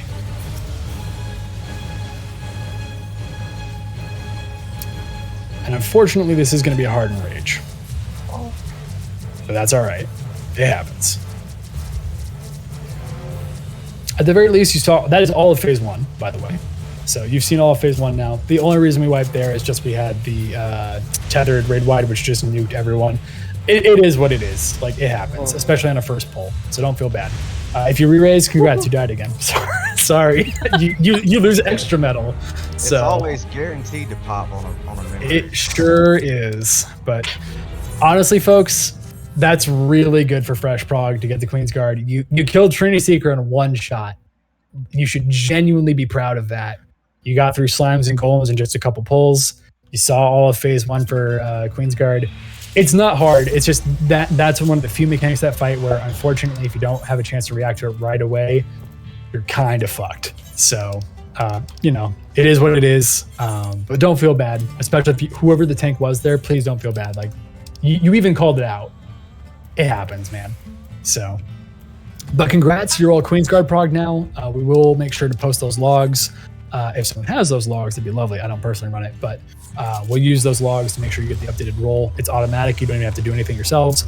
I'd highly encourage you to join any run that you qualify for. I wouldn't recommend trying to join like a Queen Clear run or necessarily like a Trinity Avowed progression run, just because you haven't fully seen all of Queen's Guard. But you could easily join a Queen's Guard run, obviously. You could join another fresh prog if you want to help other people. Trinity Seeker runs aren't as common these days because most fresh progs tend to get to Queen's Guard. But keep an eye out. There'll be plenty of people doing Queen's Guard runs throughout the week. I can even put one up myself next week if I need you, for example. But I hope you all had fun, especially those of you that are fresh progs. Thank you so much for coming. Congrats on your initial pieces of loot. Welcome to Savage content for those of you that have never done it before. And thank you, Abel, for hosting. Thank you all for joining us. Rare, thank you so much for calling and explaining everything. And yeah, everybody, great job. I'm really glad to have been in here with you. And we finished on time. A rarity in my runs. That doesn't happen very often. I think that's a CEM thing in general. I don't think that's you. Always go late. I even put on my forum though, like, can you stay an extra half an hour? Because it's probably going to happen. Yeah. That was fun. Thank you. There is one thing I didn't mention in case you were wondering, like, wow, we only got one run in. Holy shit. That's not good. Yeah, but like it was fresh prog. I spent like an hour talking to you about how stuff works. You won't have to do that going forward, right? That is just not normal. Make sure to keep that in mind for future runs that, now you've seen the fights. If you ask for an explanation, people will happily give you one. But you'll get much more reps in because now you won't need to ask, like, how does Trinity Seeker work? How does Slimes work? Like, you know already. It's assumed you know already. So. Low-key worth studying up on Trinity Avowed at this point. Trinity Avowed is like the hardest point in prog, in my opinion, so totally... The highest personal responsibility. Yes. The one thing Trinity Avowed is the wall that fresh prog take. That's what I want. Tanking Stig is spooky. Yeah, I've tried it. I died. That's what makes me nervous. Tanking Warrior is easy. Like, the only reason I died was because the tether showed up, and then it's like, oh no, fuck. I'm on like 1 health, and I'm about to get hit. Oh, look, I'm dead. I can't do anything. I did see at least one tank when I called for the invul on the tank buster lived, which was good because they shotgun that. Normally, you shouldn't have to. I pulled my invul, and it didn't snapshot fast enough. Oh no, that's a bummer. Well, hey, like thanks even before you called, I was like, oh, I'm gonna die, and then I got hit by the auto, and then I was like, oh. I was really hoping I would live through the raid wide. Like, I popped wings, I was at 100% HP, and I was like, I have like 4 stacks of fortitude. I might live through. Nah. No. Nah.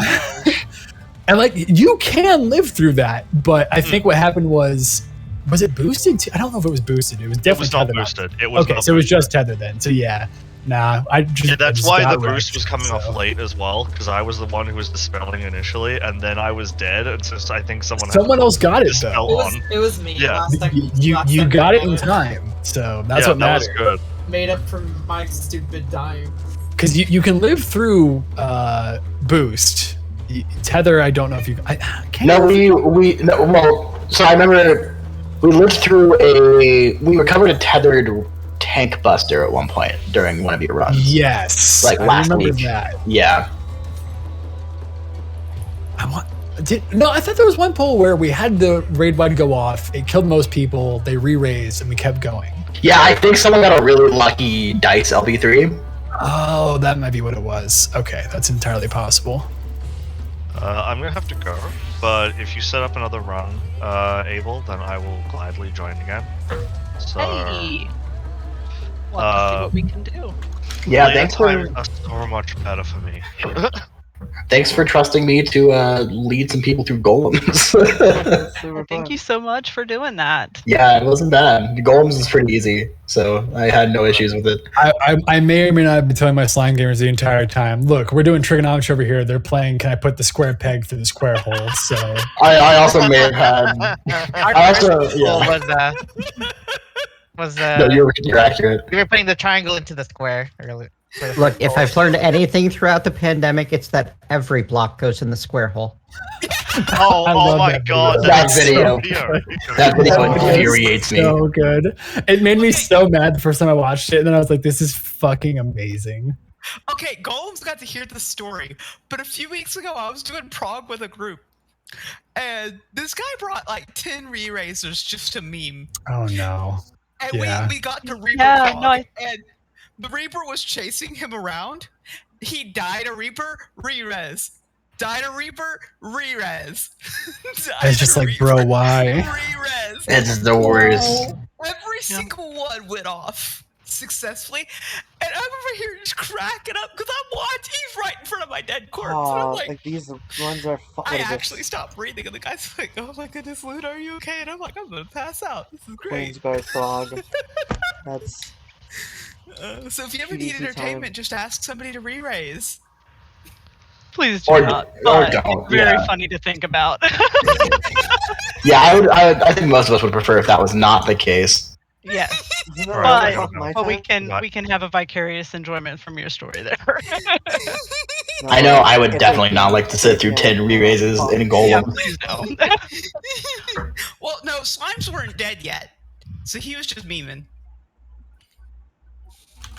What's this? Thank you, Rebecca, for adding the logs, by the way. Luna, that is a time clip of me doing swords. Oh, Luna, did you understand the fire spin on Dahu? No, I still got hit by it. It's really, as long as you go into where the fire hit on the second breathe, so he does his first attack, his second attack. Yeah. I did, and I got it twice. That's right. I'm almost curious if you can like stream it later. I genuinely would like to see where you're standing because it 100% is safe. I promise I'm not trolling you. So yeah, I've never had any issues there as a caster. It could also be my ping. Oh sure, you could. Ping could definitely do it. There could be some desync. That would make sense then. I'm not doubting that at all. Okay, But that would make that's sense. the only mechanic I'm having a problem with. Interesting. I find that it's odd. not really that fast. I mean, maybe for you, then you just do the third one, right? Just in case. I don't Maybe. know. Maybe you just got to twiddle with it. I mean, it's not like DPS really matters on Dahu, so you just make it a personal thing that you just go to the third one just in case. So I like my big let's do number, that. okay?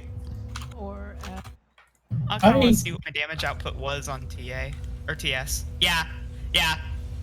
Oh man, Hideyoshi couldn't get his rolls. What a shame. All right, move in mid. Are they still here? Nope, not mid. Shit. I'll ping them actually. Yep. I actually have a quick question about starting with Queen's Guard. Sure. Could you have one warrior in the party stacking a bunch of buffs like Lost Burst and using Lost Slash to increase the damage they take before they split off? Hasn't Hideyoshi cleared? You could do that. Normally, you hit a situation where you have enough damage that they actually disappear with 80% HP, which is like kind of like the cap when they run away.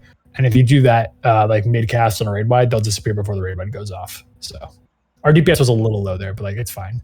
It's people's first time there. So to answer your question, though, like yes, you could, right? Like as long as you have the appropriate tank equipment for the later fights, which are required, then you definitely could. So I was just wondering because I do that in normal and it hits for like 800 to 900k to raid crits on all of them. Yeah.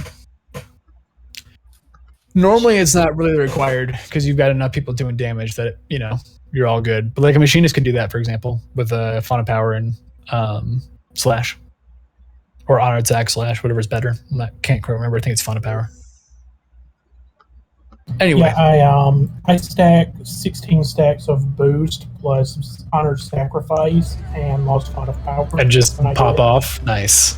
Yeah, it feels so good. Solid meme. As a profane white mage, I tip my hat to you, sir. Oh, yes, another profane. I'm not gonna watch all 3 hours of the video you sent me. No, I sent you at a timestamp. It didn't work as a timestamp. It's 1 hour, 12 minutes, and 54 seconds. Yeah, 1 second. Let me see if I can force it to load that time. I promise you, I was not trying to just make you watch an entire VOD. That should be right when it's starting. So we're just trying to get those views. It's fine. Yeah. Timestamps don't work embedded. You have to click the link. Alright. Oh. I'm gonna call it here. There That was you a go. really good run. Today I learned.